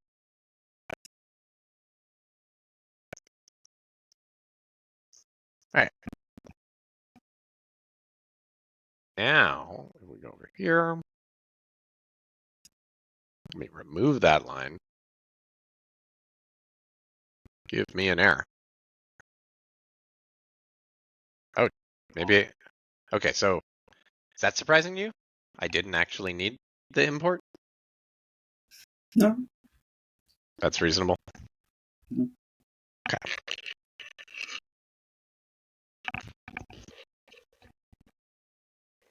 It's not from a trait. It's inherent method. Okay. Hey, we've already got logging. Very exciting. So we went to all this effort for this. It's now unnecessary. Love it. But that Except didn't that log it says anything. different things. Okay. How about an error, though? Not that. How about a bigger error? So if I do curl this thing,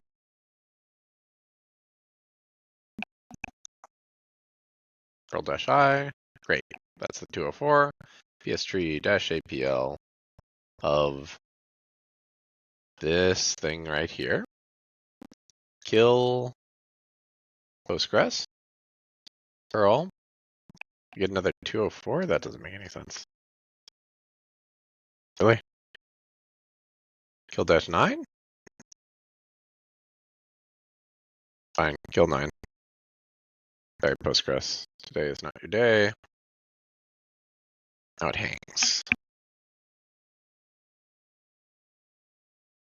Hey, there we go. All right, so we got a 500, but no logging. Mm-hmm.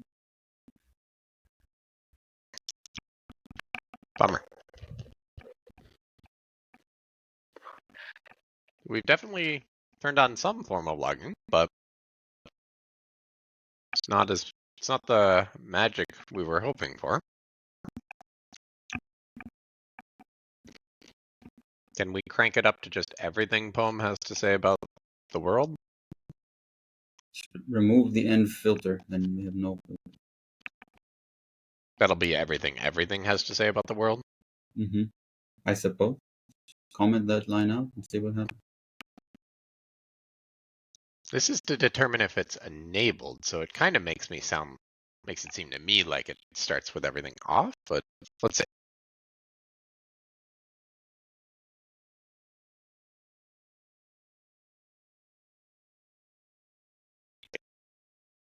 Oh, no, I was wrong.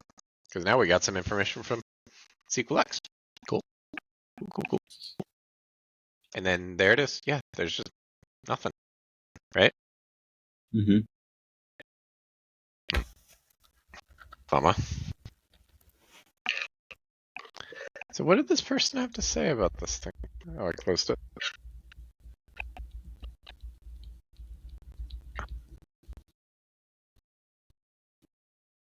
Okay, well, I'll rotate over to you. Let me do a mob done. Good dog. What you Go for want out?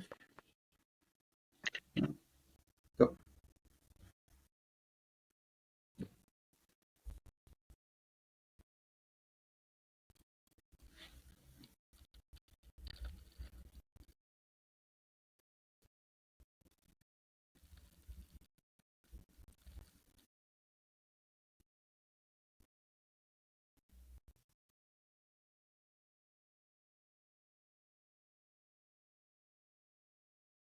Did you not? Next. I tried to. Maybe it didn't go through. It did not. Sorry. Mob next. Oh, cool. I ran mob done instead of mob next. Love it. Okay. Get stash, mob start. Get stash pop, mob next. All right. Sorry about that. Go for it.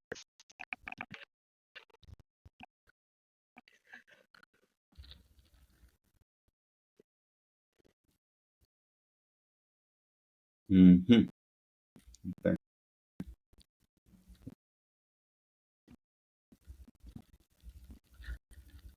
Name. So I'm pretty sure we don't want the filter.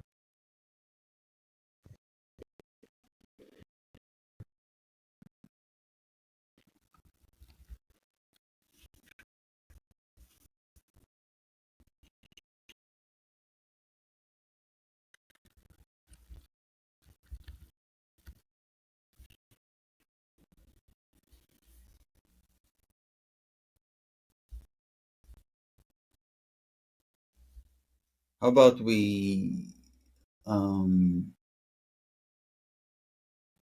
make it a goal? We pivot to make it our goal to just start using this. Does that make Yeah, sense? that's fine. It'll probably be easier to assert on.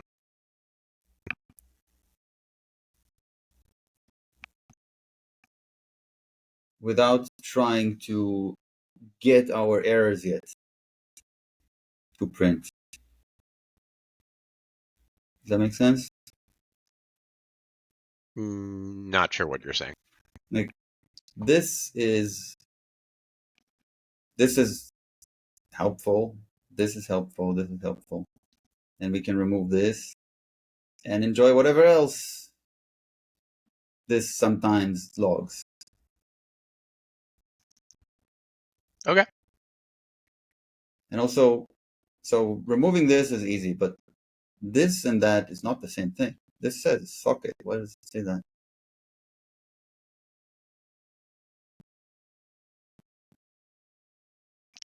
I mean, it says it because it says it.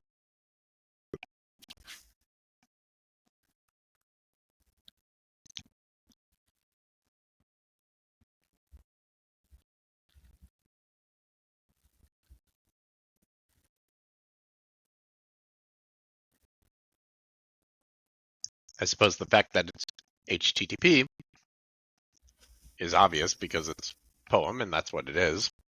And the transport is the transport.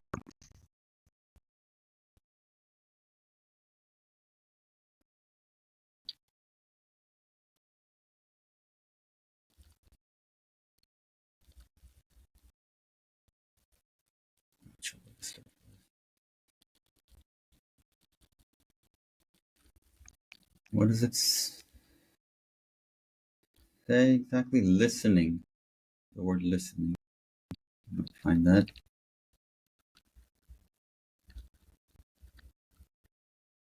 So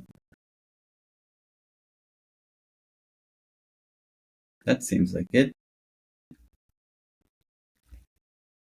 Adder in accept or local adder. Listening? How does this work?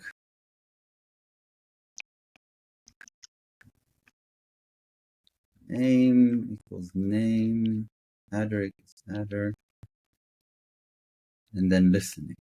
Does that translate into that? This is the name. Maybe. Listening is just text, and then we have these pairs, key value pairs. I would guess that. Can you flip back to the code that traced this? Name equals name. Okay. Where does name come from? The variable. Doesn't use the percent sign. So. Well, this is a macro invocation, so the. Yeah. So it sort of feels like the percent sign is, hey, give me access to a Rust finding. Let me just enable Rust here. Article.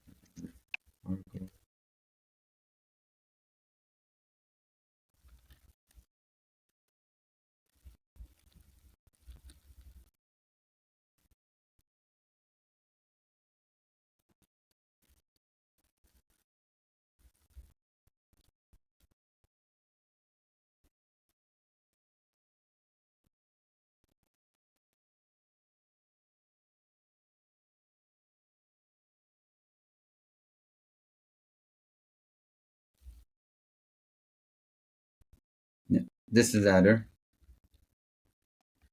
Okay. Name is Dira. Name option of strings. Name of the server, which is an option. Maybe we did not provide it. Okay.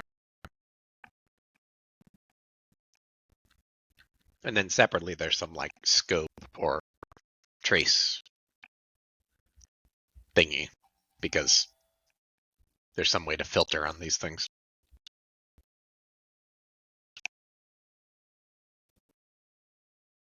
See the top level documentation for details on the syntax accepted by this macro.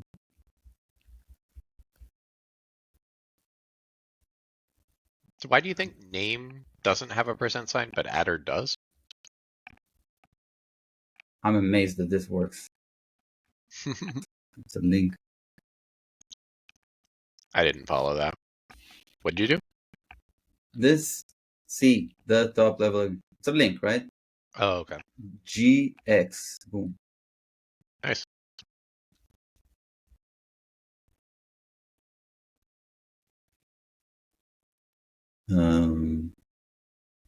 Yeah, this.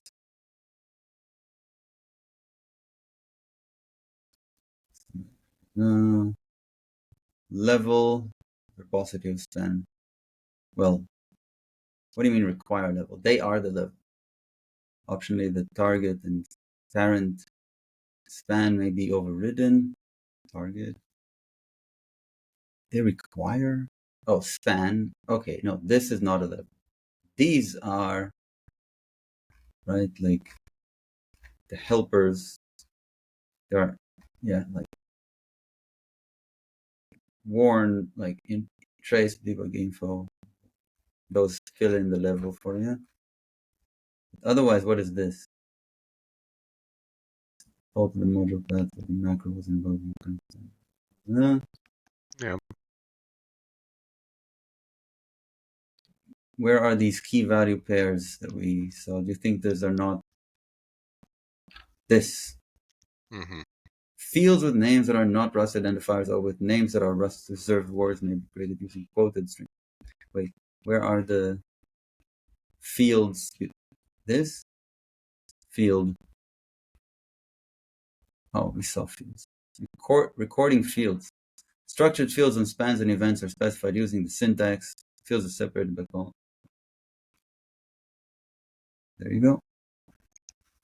Sorry, did we learn about the percent sign? No, the percent. There's the percent sign. Where is the percent sign? Percent. Let's search for percent here.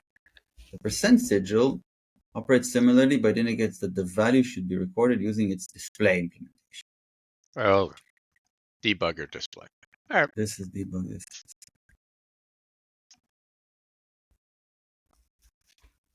Cool. Fun. And then finally at the end, this is like the When does a character become a sigil? reform. When it has special meaning?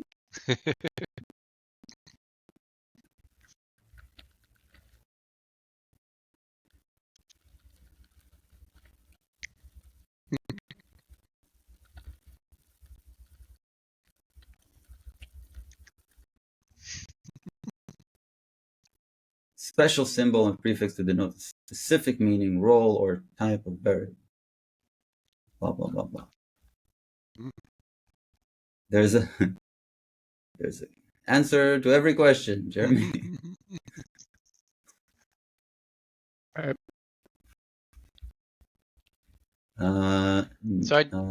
We feel like the answer is actually POEM doesn't have request logging or error logging built in. No changes. Wait, I have a change. What is this? If I remove that. There. How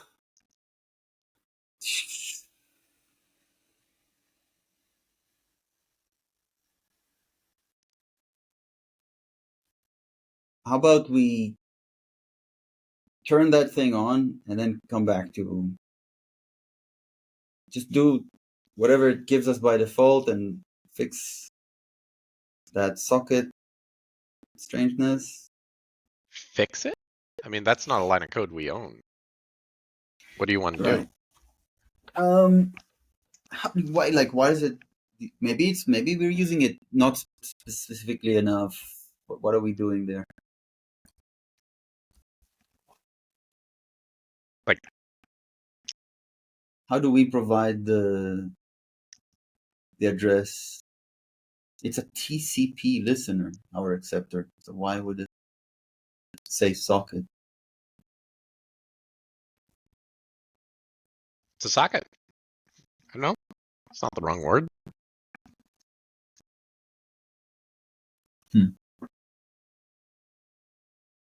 Well, it shows an IP, right?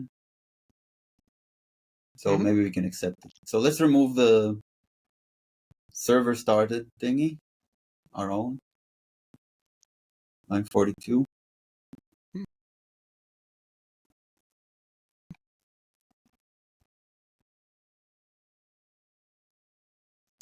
All right. And that, line, did you mob start? Probably not.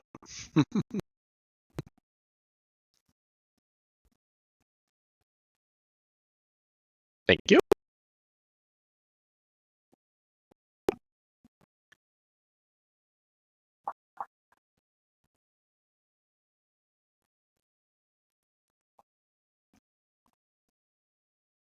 Okay. So are you saying you want to land this?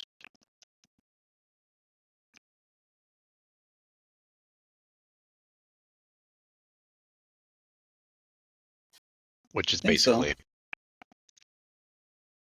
add 3 lines of code, remove 1 line of code. And also possibly some documentation, because I think this is user-facing. Or it may be user-facing. This is probably configurable with environment variables. The log level. I have no idea.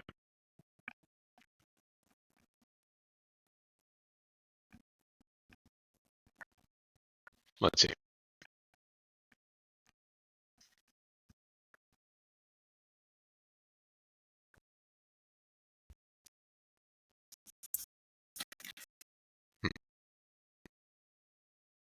Tom?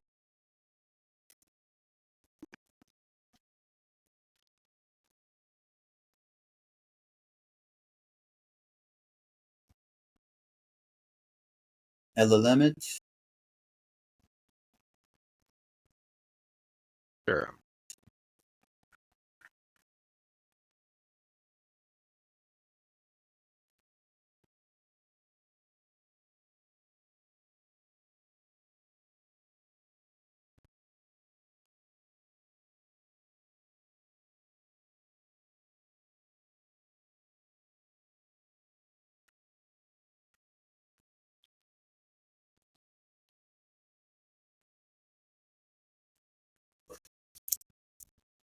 From default env. There we go. Tell me about this. Returns a new env filter from the value of the Rust log env var. Okay. So if we wanted to use this, then we would have a feature. We're not using it, so what do you want to do? I think what I would like to do is, this is just 1 or 2 environment variables. We pick them up explicitly and pass them on explicitly so that they're documented together with the rest of our environment variables that are documented. 1 or 2 environment variables. What are you referring to?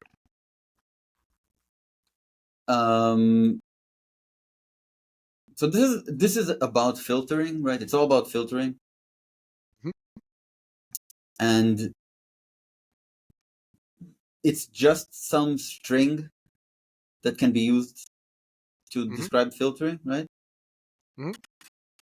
So that string, I suggest that we pick it up from environment explicitly, not use this from default env.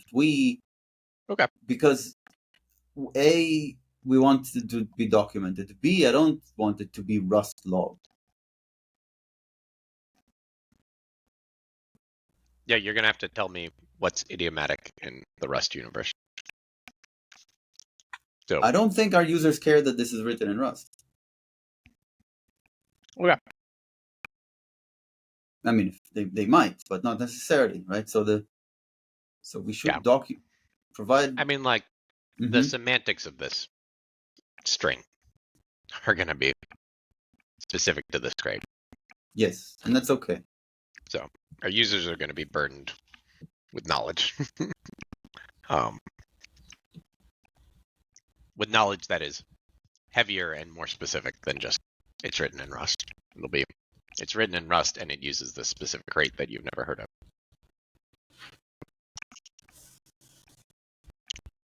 But yeah, anyways, this is easy, so we can do it, right? Mm-hmm. Environment, something like this, and but it's not necessarily a string, because it might be some struct that is provided by tracing subscriber that we can. You see how some types here are strings, some others are U16. okay. So if we don't Env filter, that's what it is, right? okay, then we'll need some way to parse strings into env filters, right? It might Which is what already implement deserialize or fromster. Just look at the left table of contents. Yeah, so I mean, I understand the operation you're describing. I guess I'm not seeing the value in it. Like, versus adding a new thing and calling it a string and saying the string obeys the semantics as documented. Well, if it fails to parse, the whole program fails to run. But won't that happen anyways? Like, we're going to turn around and ask this crate to parse it, just like where the parsing occurs? Even if it would happen anyway, this is the place where it should happen, right? That's like a cohesive structure of the program. So, like, by analogy,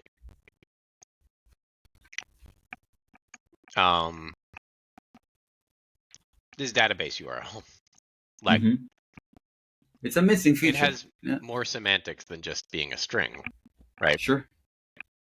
And we're not enforcing them, but everything works fine, right? Like, the program fails to start if this isn't a valid database URL.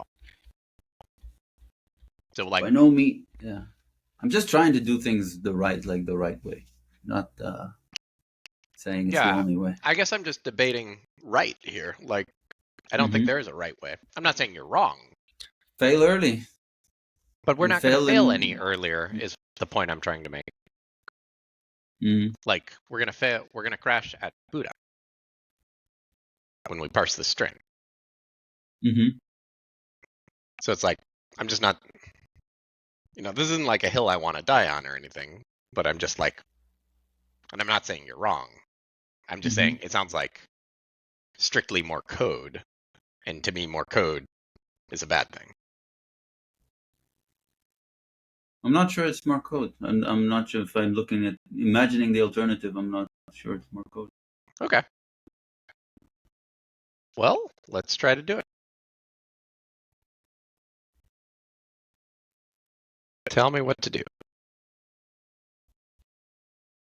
This env filter, is it a struct?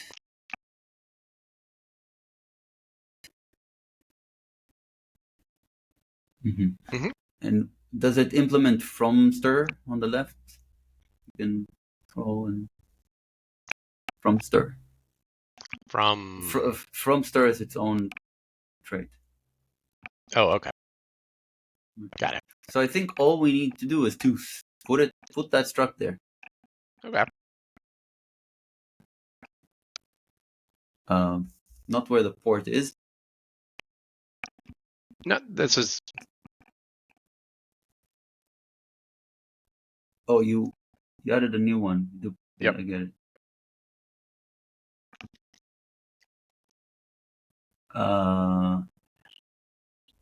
What is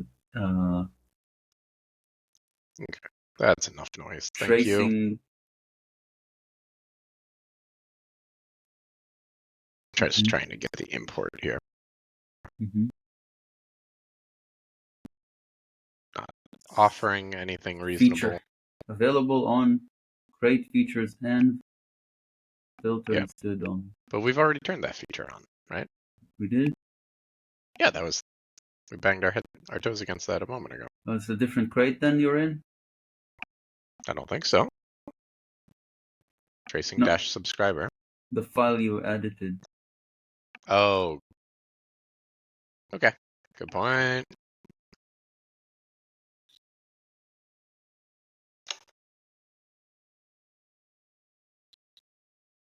Go.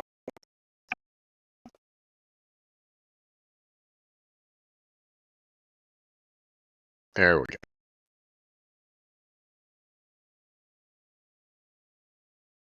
Okay, what is this type error?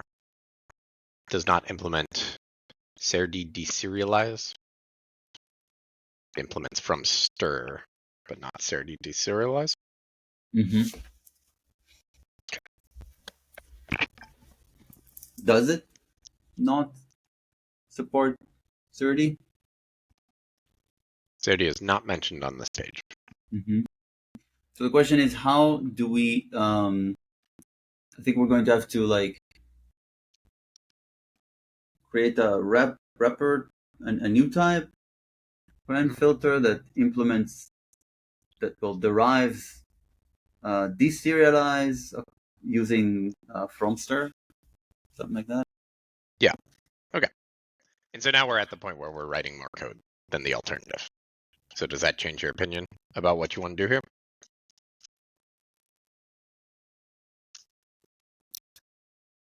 I'm not sure yet, because how do any of these currently fail? The port.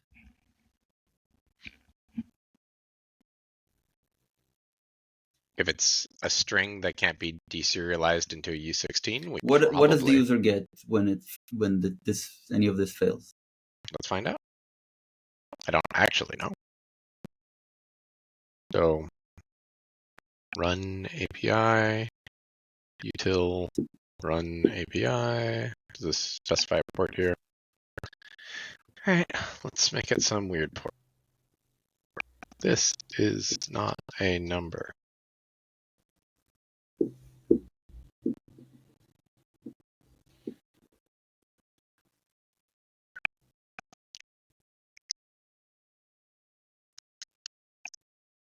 It's kind of a lot. Failed to deserialize value from environment. Loading, it says loading configuration from environment. Mm-hmm. See? So any configuration from environment that fails to deserialize should fail in this way, same way. Yeah, and so what I said earlier is that's not how we've built things, right? Like the database is an example of that. It's just a deficiency. I think we should build it this way. Yeah, so I just don't think it's, I hear you on the academic correctness, but like I don't think it gives the user a materially better experience other than like a more consistent experience. But it's going to fail in a clear way at startup time. That's what happens with our database right now. And that would also be true of this thing that we're doing right now. At least I assume it will fail in an obvious way. If it doesn't, that's a problem.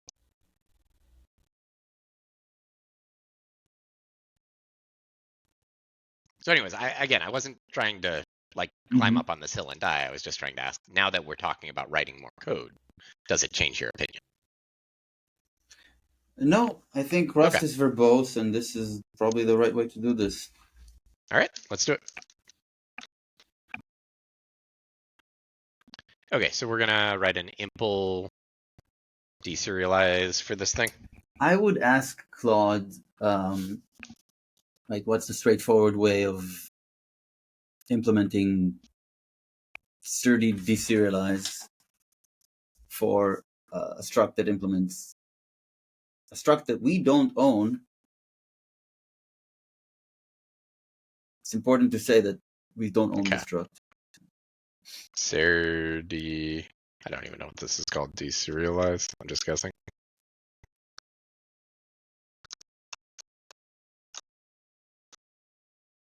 It'll probably say you have to new type, remote deserialization capabilities that you leverage the existing from stir condition without modifying the original struct. Here's a straightforward way to do it. use fromster deserializer. Assuming this is a struct you don't want that implements fromster external type. Helper function to deserialize. No, all this is rubbish. We want derive. This is way too long. Okay. If you need deserialize the type in different contexts, like in a field and a struct, you can use the sturdy deserialize with attribute, and then pass in the function that. No. We tell it we are, because when you ask it like that, Yep. tell it how, I don't know, tell it how about a new type and derive. I don't.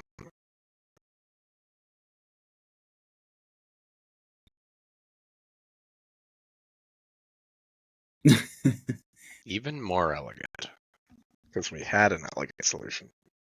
It's not elegant, and the other one's not elegant. Oh, this is nonsense. I'm sorry. Deref mute has nothing to do with the. Okay. Can we just write the code? Like, are you trying to? Well, I am not sure how to use derive. Okay. To use the fromster. Maybe it just works. Maybe you need to kind of tell it use the fromster. And I'm pretty sure Grok will give you a better answer. Do I need a Twitter account to use Grok? No, grok.com. Don't need any account. Great. The only difference, I think, is that it won't save history. What do you want to ask?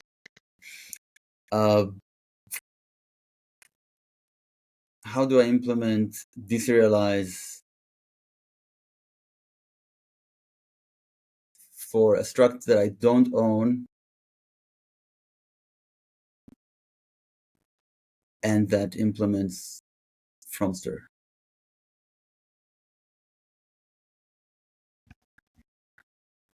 This struct you don't own or implements fromster, you can use the SERDI creates the deserialize trait with a custom deserialization approach.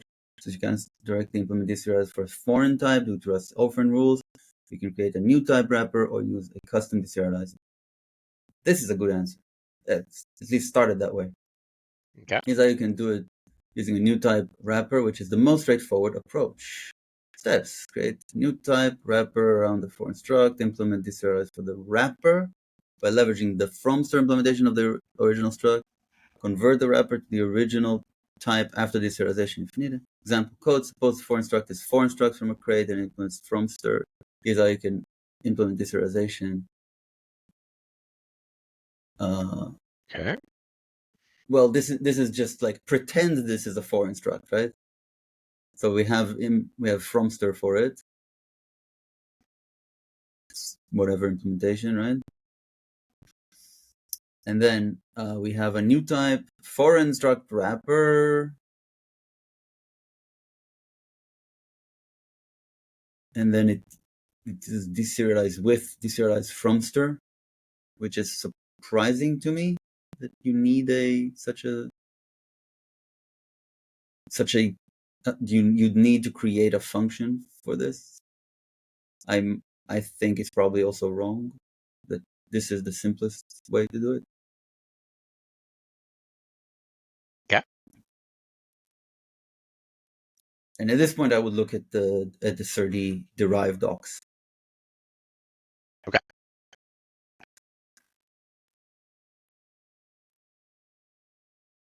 And it's a SERDI derive macros. Serialize, yeah, maybe there. I think it's not. It's like I think there's like a SERDI book or something. This is the API docs. Not a lot going on there. But okay. Try using derive.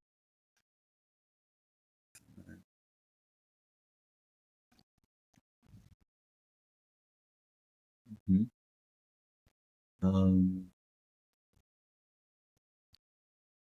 The question is whether we can find something that is specific to Fromster. Yeah.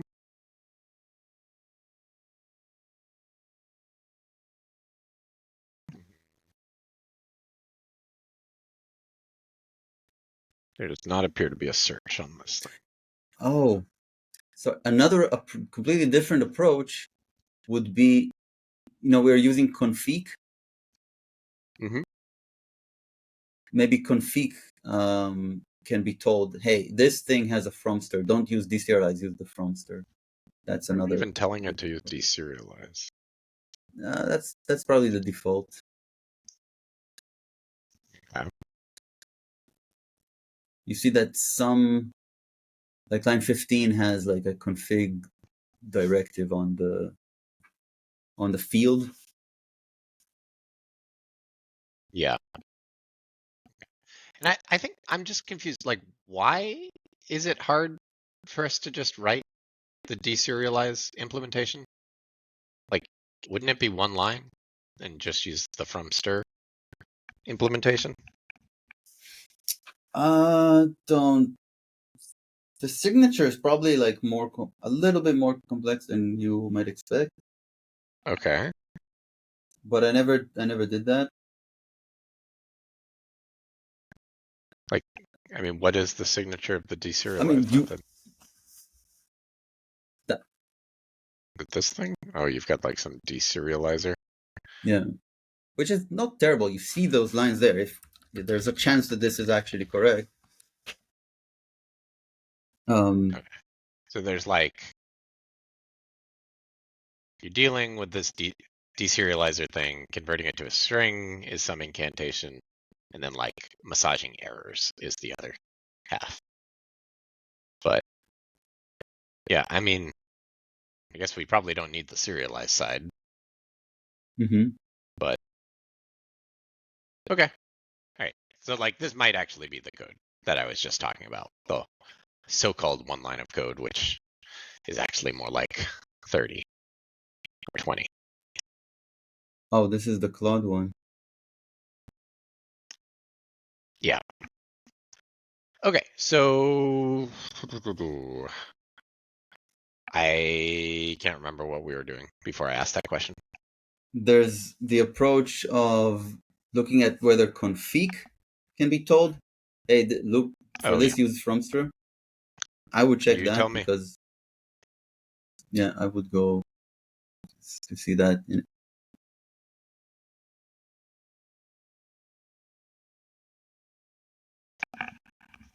Okay, we're talking about. There's a derive config on the struct. Okay. That's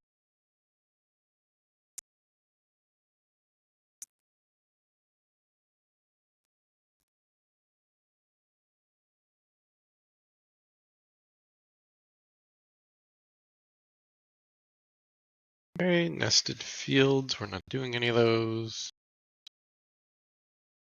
The type of such a field has to implement serity deserialize, or you have to add a deserialized with. That might be more straightforward. Path to function. Like we could potentially say deserialize with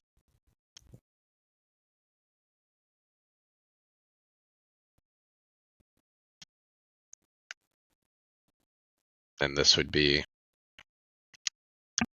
and filter from or something. I don't know, whatever the like trait. Is it like from stir and filter? There's got to be some incantation, right? It's Fromster. It's just Fromster. Okay.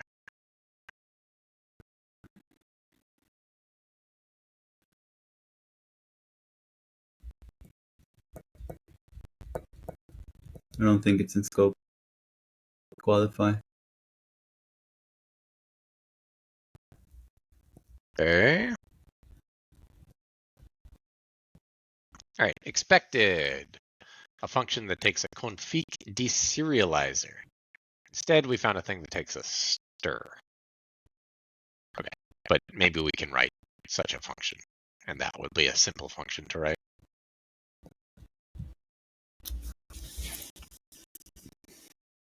This feel like a reasonable path to go down? Possibly, but I think people have done this so many times that so I think it's actually probably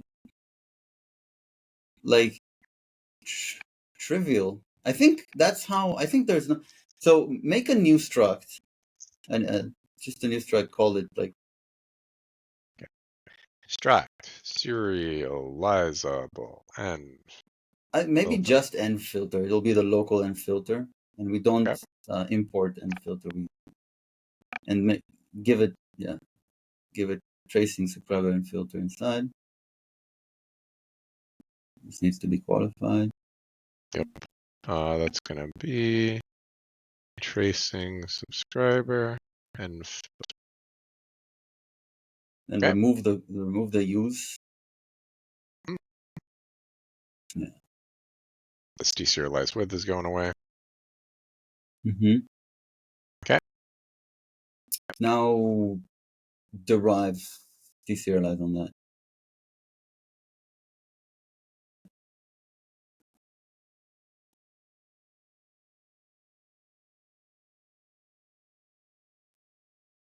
Bring it into scope. Do I need to move this just up? No, cannot find macro deserialize. Okay, but what about this one? Cannot find type in the scope. Derive failing means they probably don't, the item does not exist. Okay.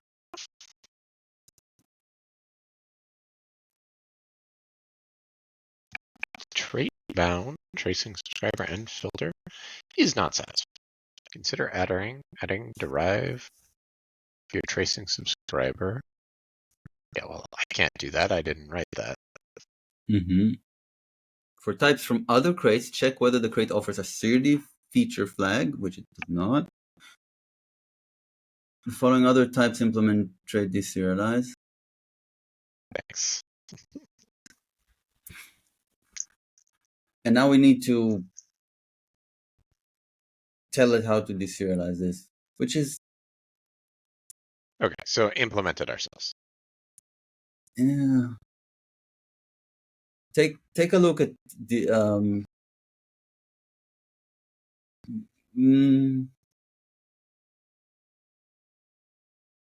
but the deserialized width might not be the same.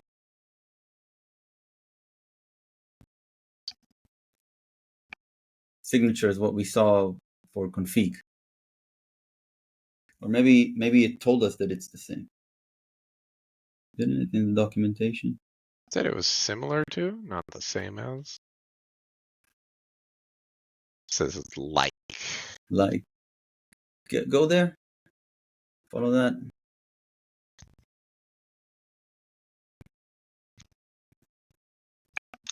Can you see Fromster anywhere in this documentation? Oh, it's not a single page, and there's no search. Really? I don't see a search. Do you? Mm-hmm. I mean, I guess we can click this edit button and find a Git repo. There we go. From stir, like that.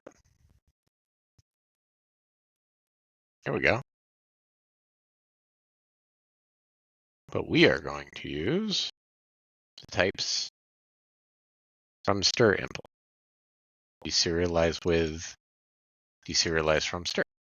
But that's a whole other, yeah, I mean, this is literally just implement, right? This is just some function that uses the from stir. This is like the code we were just looking at over in Claude. Handwritten generic type bounds. This might not be an example specifically for from stir. It just happens to be using from stir. Mm-hmm.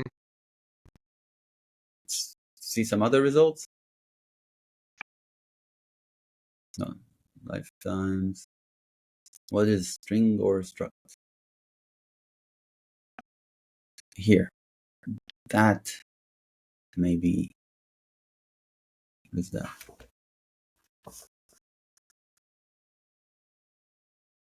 Insert is deserialized. What attribute to handle this pattern in a general way? String or struct? String or struct. Yes. There's some Anything else? clever stuff going on there. Who knows Yeah. what? String or struct. That's it.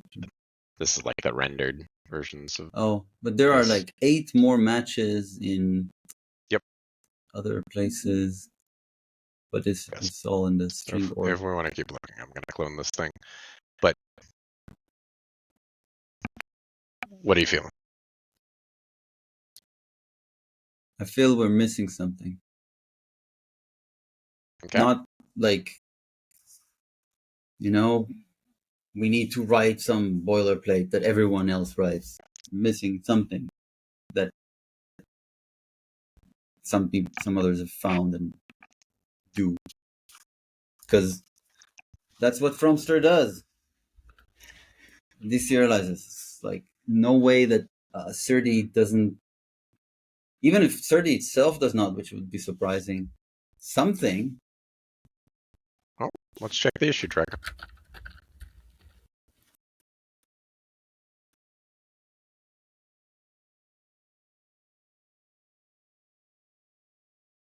This. Here, the third one. Document how to. Wait. Yeah, deserialize using Fromster. Yeah. Yeah.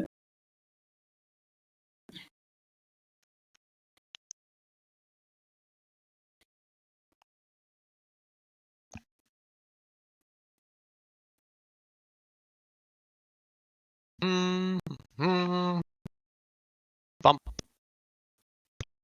The Serde with crate implements this as serialized display and deserialized. There you go.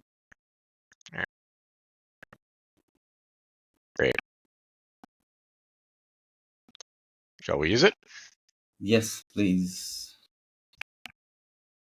Lyra. I think it's the name of the person in His Dark Materials. Is that right? Yeah. Never seen that name in real life. There is. Okay. Great. Now that we've got that, I'm going to hand this off to you. And you can do it. I get the pleasure. Yeah. Of wiring it up.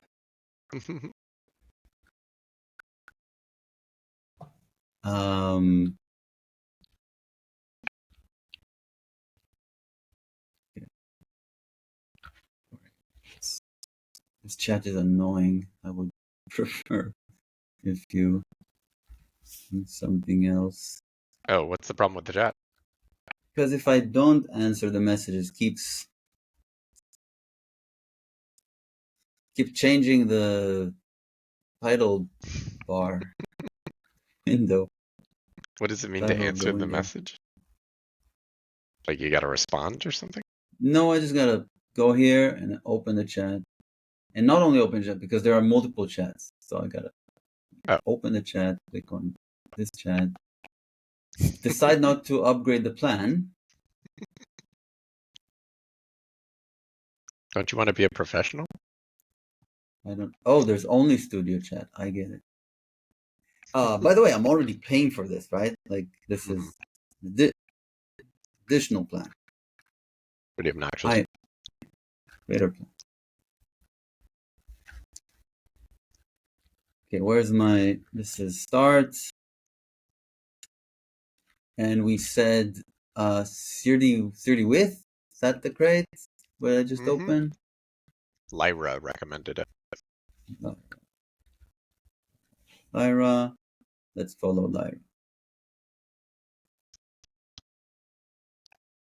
Lyra.engineer. Nice domain name. Hey, Oakland. We don't live far away. At omg.lol. Well, that's nice. The nice 3-letter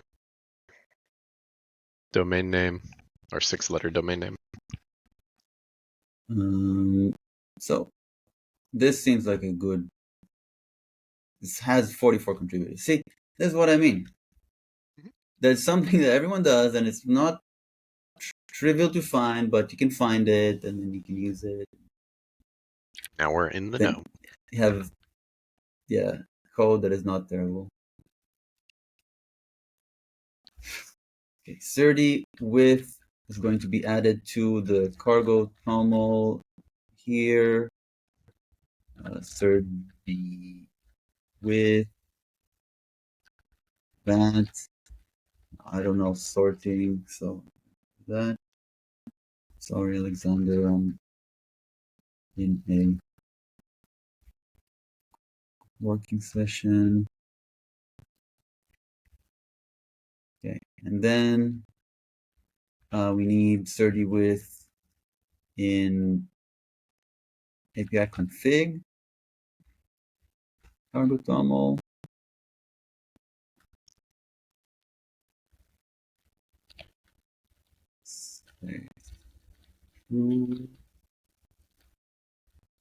And then we go to API config lib. I don't have your code. That's fine. I didn't write anything useful. Okay. And then what? But did you bring in the env filter, or is that? Oh, I suppose I did. Do you want me to send it over? Or do you want to do it yourself? I'll do it. All right. Cargo toml. Tracing subscribers here. Oh, okay. Sorry. There's a bunch of stuff I haven't. I should mod next. Sorry. Is it okay if I do it? Mm-hmm. We did a bunch of stuff on my rotation. Stash. All right. I stashed. Okay, I have nexted. Started. Finish. Both modified. Cargo. Yeah, just it's the lock file. Who cares? It's that cargo lock. Git store cargo lock. API config cargo toml. API config.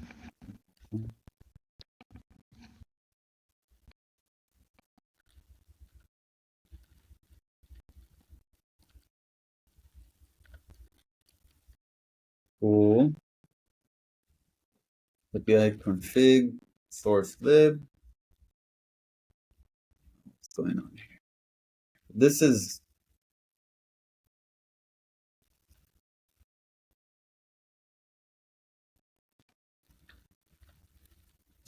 will fail.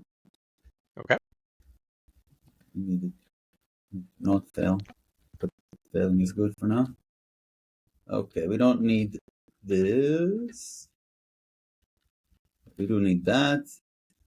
And then we do something like, I don't know, figure out how to use this. Well, maybe Lyra's instructions are enough.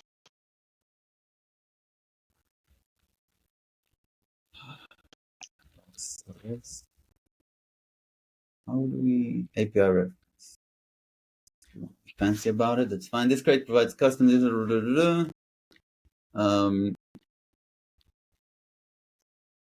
as 30 as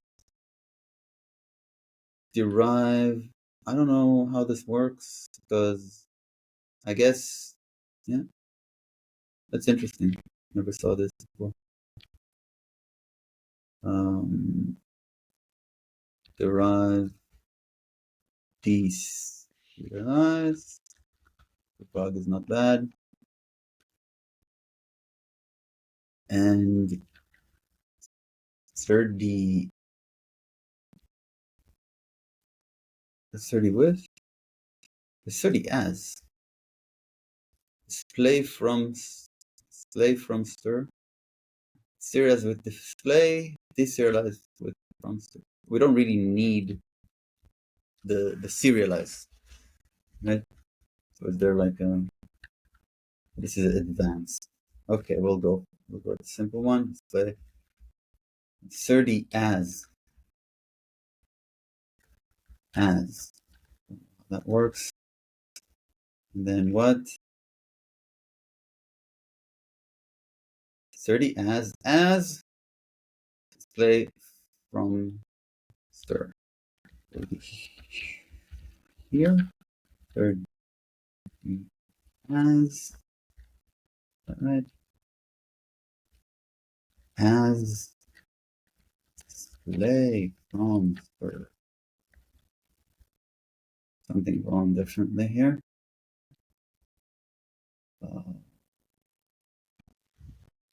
Don't have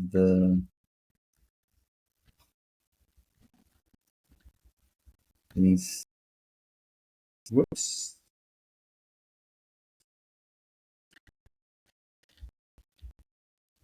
It's too far low. I can't go to where the error is. At the end. Whoops. Lucky. 30 as. Yes. With 30 as.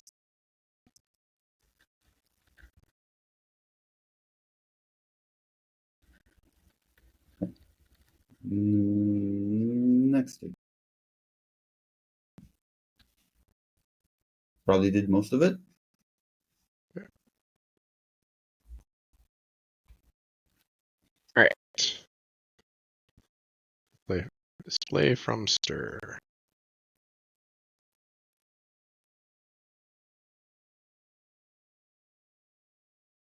Shouldn't be working yet. I had some errors. Okay. Couldn't find type, and how'd we lose that? How is this still not found? Because this isn't a valid type yet? Because we haven't actually got... Maybe. As long as the derive doesn't work, or an attribute macro doesn't work. Couldn't find type display from stir in this. Okay. Is that what we see here? Display from stir. Can we just derive? Can we do this instead?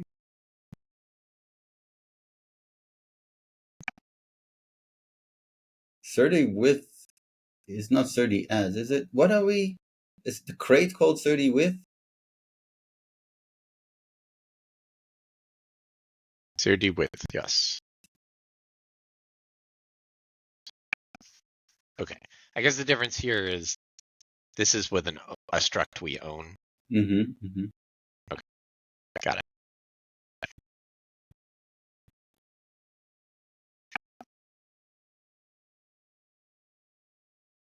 Find type. I looked at an example that was you can look at even inline in the editor. You can look at 30 as probably has some stuff.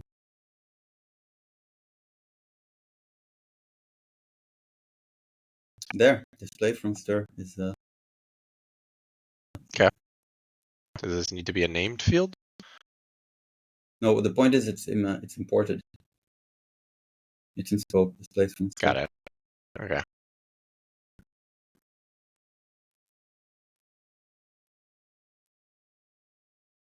All right. And yet it's still complaining about this type not being found. You're saying this is not... That's because it's in a module. Okay, that's the question I've been trying to ask. So I tried moving it up here a while ago. And yeah, you told but me I it was think we're because the derive documenting this working. whole module. Okay. But this needs to be in the same module, right? Like this code needed to be up here? Either be there or a use okay. statement. Great. Cool. But then we need to see whether it makes sense to document it. what I see what documentation you're saying. rendering we get. Oh, okay. So then, do you want to leave it out, or do you want to wait and see?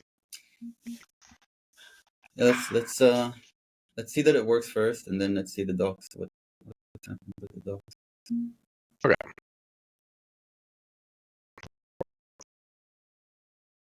Okay. Do we have a thing that compiles? Uh-oh. What's this? Privacy. This is an error I've never heard. Is more private than. This also needs to be pub.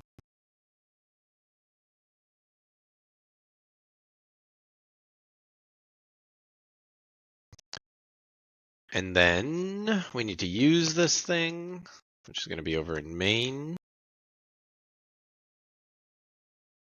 We're going to pull out PR tracker something as something.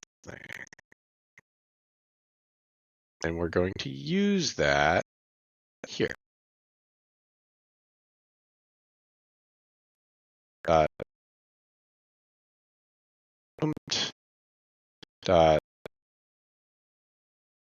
with and filter.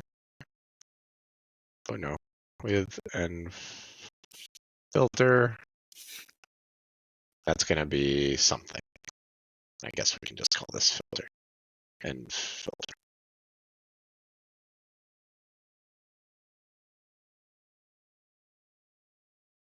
This will be PR tracker and filter.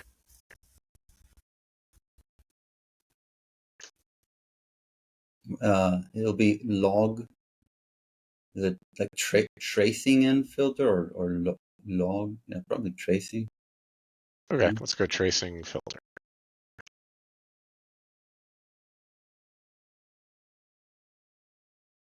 Why is it called? The word env comes from environment, like that it is usually obtained via environment variable? Guess. Or actually, probably what we're giving this thing is not the value. We're probably giving it.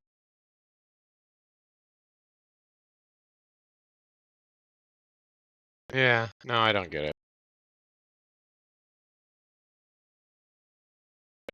I think this is from the environment variable. I don't know why this is called an env filter. Perhaps because this is typically set using environment variable. And this is what, .0 or something to get the inner value out? It also needs to be pub. Pub, yeah.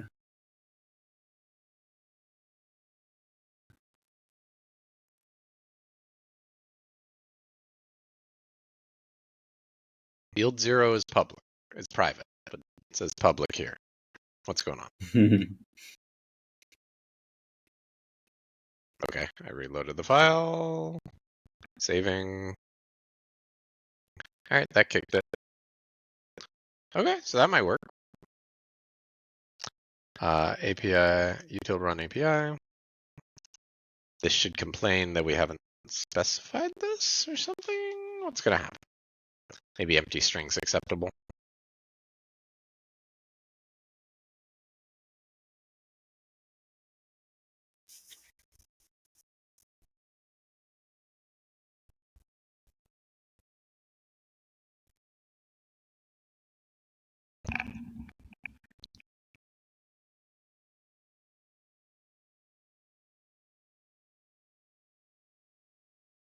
Come on.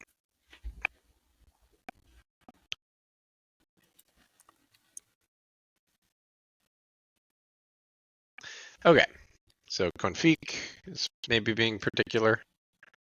Circle back to that. What if I set it to empty stir? Okay, that did a thing. And what if we set it to one of the values we used to set it to? Actually, wait, we set it to empty. No, we didn't set it to empty stir. I guess we just didn't set it at all. We didn't set it at all. Okay, so we're not sure how to do that. There's a method. No filter. There's a default value for this. It implements defaults. We can implement default. Type env filter. Okay. And then what would I do to say that's a config question, right? It's like if this is not specified, give it some default value. Well, first it's a user question. Do we want the users to, because there are no default values for anything here. Right. Why should this be different?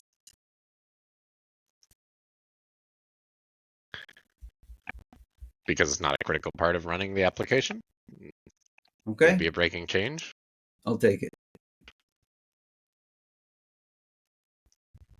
Okay, so default, right? Yeah, That's a config question. Yeah, maybe. Maybe it has. But before we do that, I want to know if the damn thing works. So let's give this an actual filter. So it was something like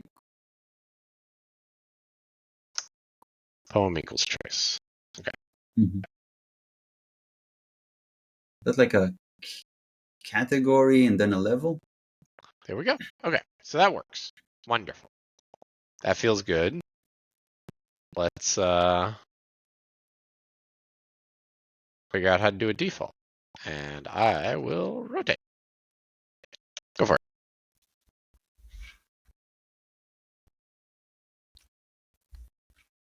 Oh, did you see the message from Jonas? It just popped up on my screen. Email addresses. No, I'll type it in.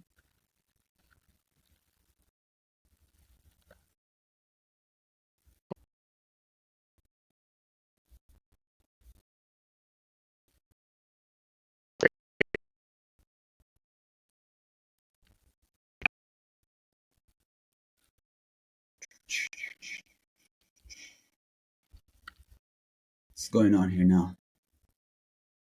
You saw that it works, and now we want to see whether we can config it to be default, right? We should give it a default value, and we should debate what we actually want the default value to be.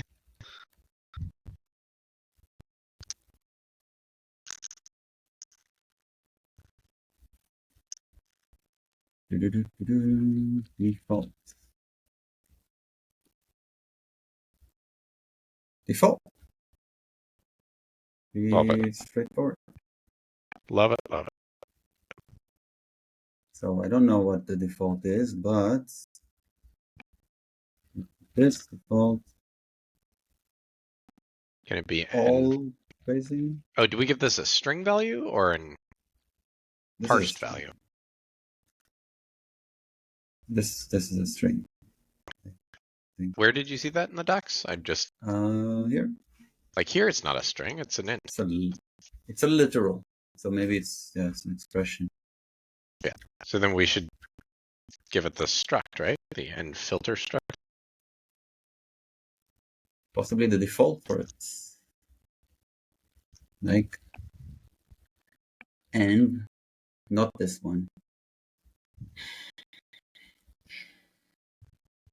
Racing subscriber no completion.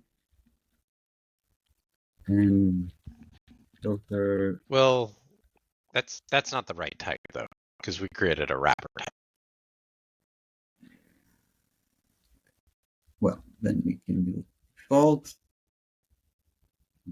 Own default. I see. Invalid default value. Oh no. Only certain literals. Bummer. So what's wrong with the string?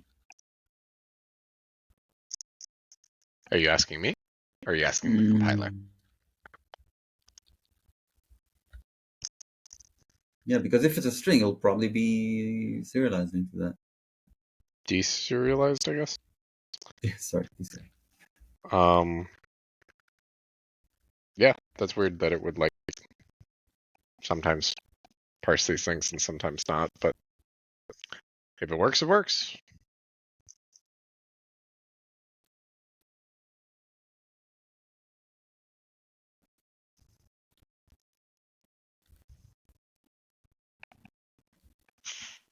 You can get a partial, and then you can default, blah, blah, blah, blah, blah, blah, blah. Okay. So, what is the default, huh? Let's go dig in. What's this called? Tracing subscriber.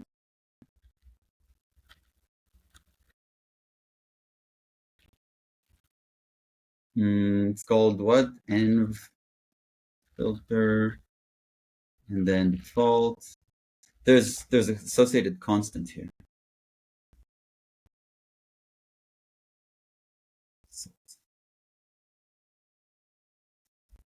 Is that like literally? Oh, the default environment variable. Okay, forget about that. That's not what we mean. Is it? This default. Turns default value source from directives of std iter empty. Oh, builder default. So I think the builder default.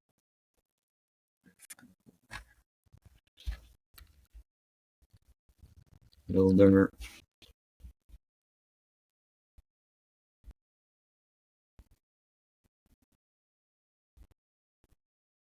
default.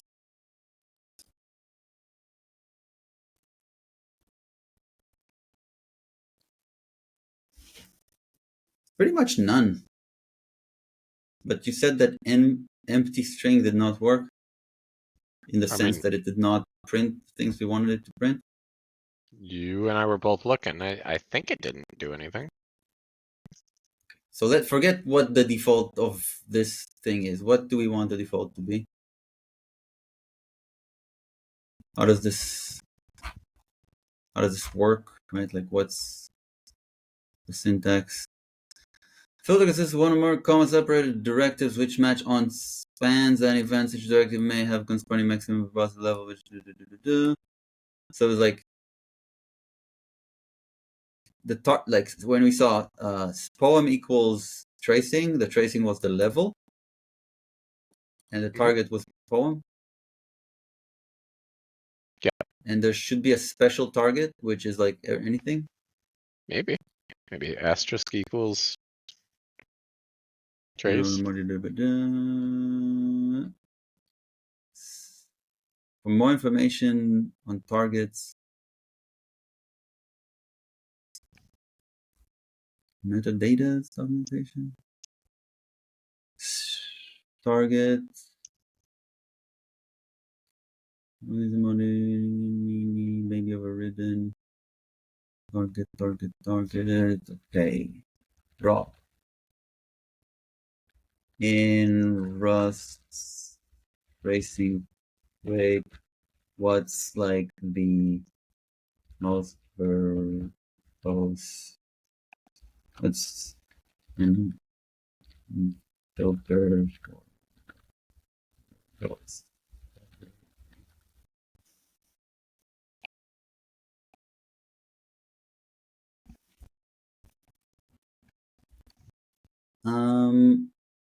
Just trace without a target. Trace. Yeah. If this will deserialize, right? If this deserializes.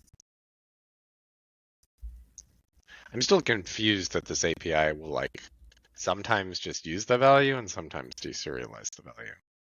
That doesn't make sense to me. Like I can't picture how the underlying macro implementation would all. The macro can see whether it's literal or what the type of the literal is, and it can treat strings. I don't think it does that though, right? Like here you go. Valid type. This is what I'd expect. Like based on my wild ass guess about what the underlying implementation is. Yeah, that makes sense.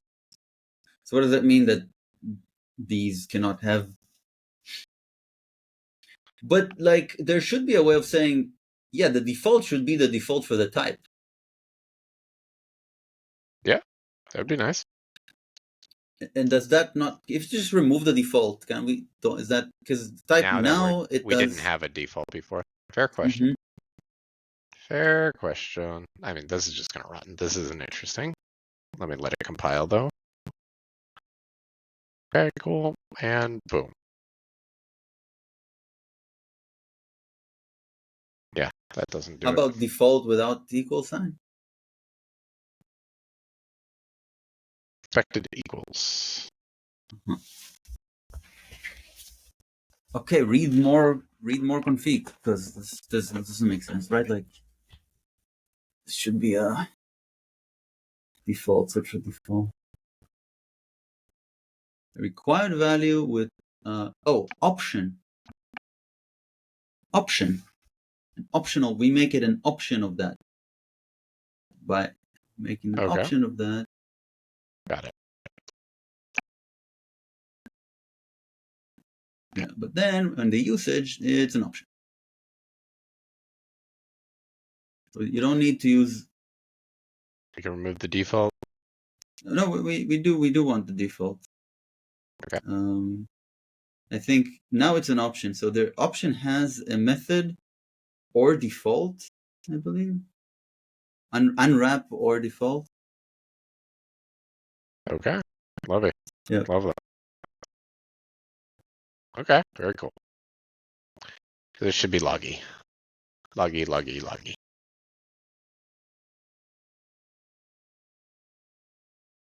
And it's not. Because the default is not what we think it is it? I guess so. So unwrap or some other method, unwrap or... Well, or we're fine with this. I mean, this is consistent with the old behavior. Now we need to have this conversation. Right. I don't like the old behavior. Okay, I think we need logging. Let's do it.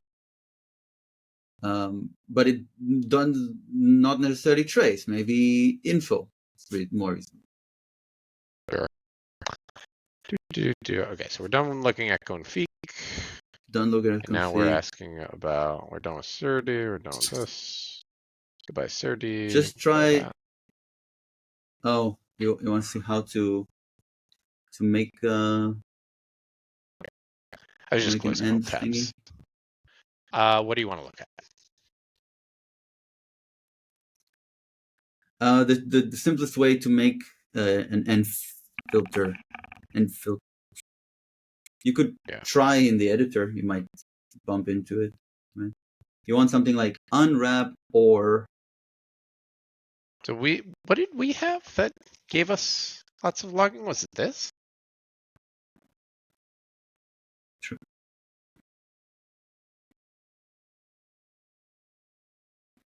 No. Okay, that doesn't do it. And that's not a thing. What was the code we wrote before that seems to... It would be just tracing. Oh, just this. Or just trace. Okay. This is... We tried something. Yeah, this we also tried.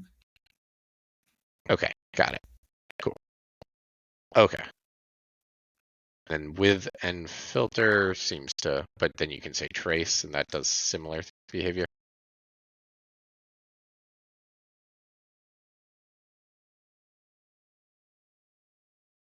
Whoa, that's a lot more. So maybe info is the default. Yeah, seems plausible.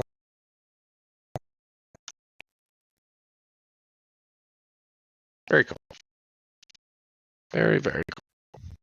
But you can't use a string because we need to use the struct or another value of the struct. So we need to pass in the option and use a method on it. So we want to do this. We want unwrap or, and then you're saying I can't do this because I would need to then like... We need to provide here the same type, the struct. So we need to do something like end filter.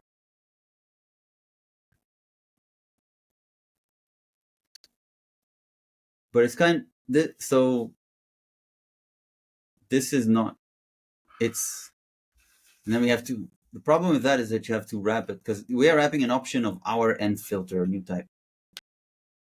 Does that make sense? Yes.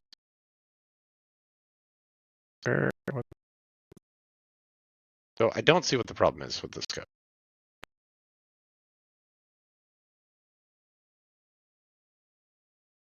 This does not implement into filter. Is that the problem?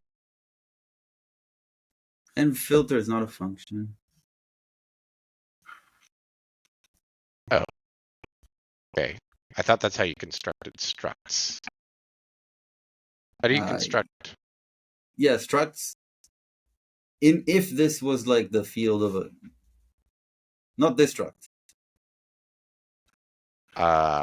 Sure. I mean, I guess we haven't imported it. I'm talking about the struct we wrote in the other file that is also called endFilter. This one. Mm-hmm. Environment. It is not constructed in this way. How do you build one of these? Environment? I don't know. A mod environment. It's not. You'd have to like this module, so it cannot be reached from that create it because the module is not public. Oh, okay. Got it. Okay. Okay, but how? I'm not saying we need to change that, but you're saying this is not the syntax for building a struct that takes a single unnamed attribute? This is the syntax for constructing a struct that is a tuple struct. Right. That okay. And that's what we're you talking have access about, to right? the field. Yeah. This is a tuple struct, right? This is a tuple struct. Yeah. Okay, great. So this is the right syntax, but the visibility's off. And then there's another question about if this thing even implements the into whatever. So, okay. Unlikely. It's likely maybe try into, make sure. But yes, visibility. Sure. Okay, great. So how do we write this?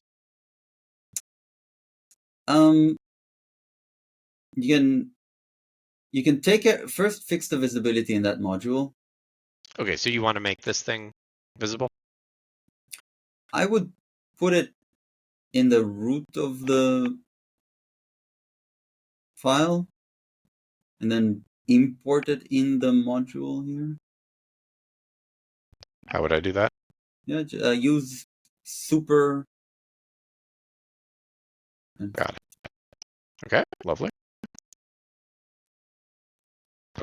Excuse me. And then all this stuff gets moved up. Okay. And now I have access to it? No, you should have. That's this one here.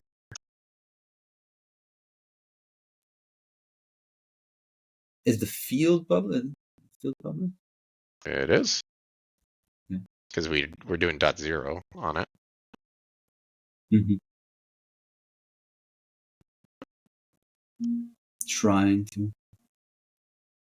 to unwrap.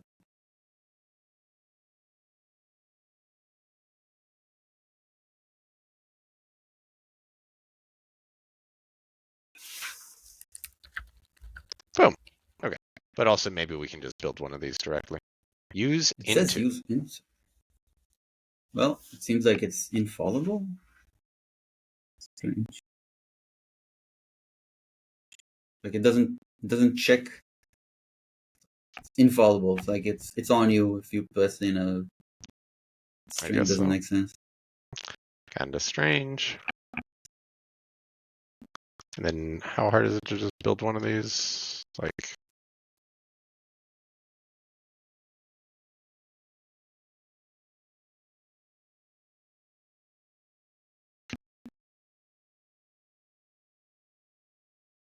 endFilter new parses an endFilter from a string Well, try new returns an error if invalid directives are encountered. Good catch. Okay. Let's do try new. We want to do try new and then unwrap. Okay. Try new. Oops, wrong changing thing. Yep. It's this thing. Try new.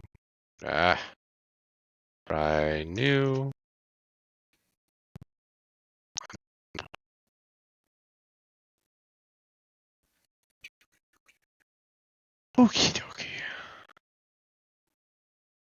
All right. This parses stuff. Makes sense. Seems like it should be possible to just build this thing without. What is this thing? Ugh. Okay. Yeah, we're not building that by hand. Fine, whatever. This works.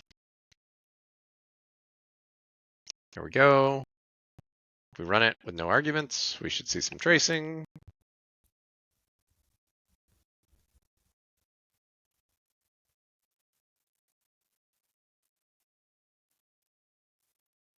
Love it. And then let's crank it up to trace. Love it. You want to tell me that the default is not info? The default is trace? Is that what we found? Let's try again. Instead of try new, you call default.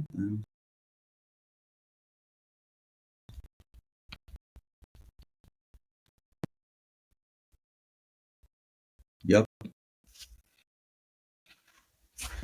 Interesting. It's okay. Lower than. Cool. That was an enormous pain. Info. Yeah, I don't know where that default comes from. Oh, there it is. Default max level. So that's where that comes from. Default for subscriber builder. Uh-huh. Maybe that's the relevant code.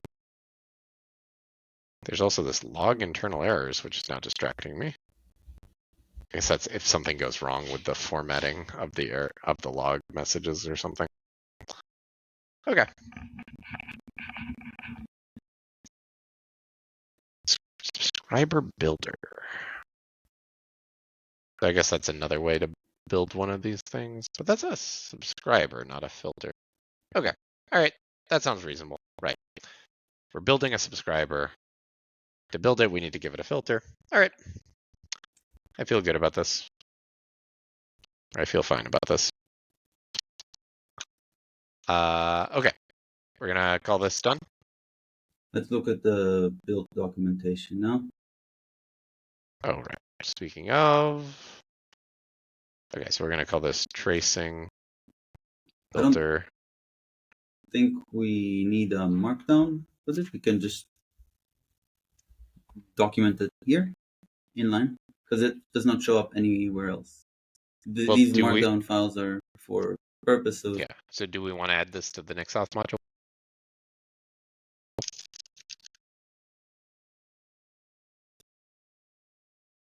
Because that's why we do this, right? It's so the docs are shared between the Nixos module and the Rust code. I suppose. And I suppose we do. Okay. All right. So here we go. Tracing filter.md. But we might not. We might not finish this session because we have a response to Jonas as well. Okay. So let's stop here. We've got a failing compile now, so that'll be easy enough to come back to. Does that sound good? Yes. Next. All right. And I will stop the recording because that's conversation. Okay. Awesome work. Thank you for watching. I hope you have learned a few things. I know I have.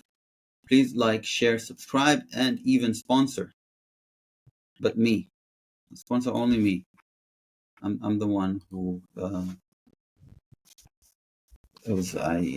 everyone should be sponsored, really. So I hope that I get a load of money, so I'd be happy to share with Jeremy. Thanks. Until next time, be well. Bye.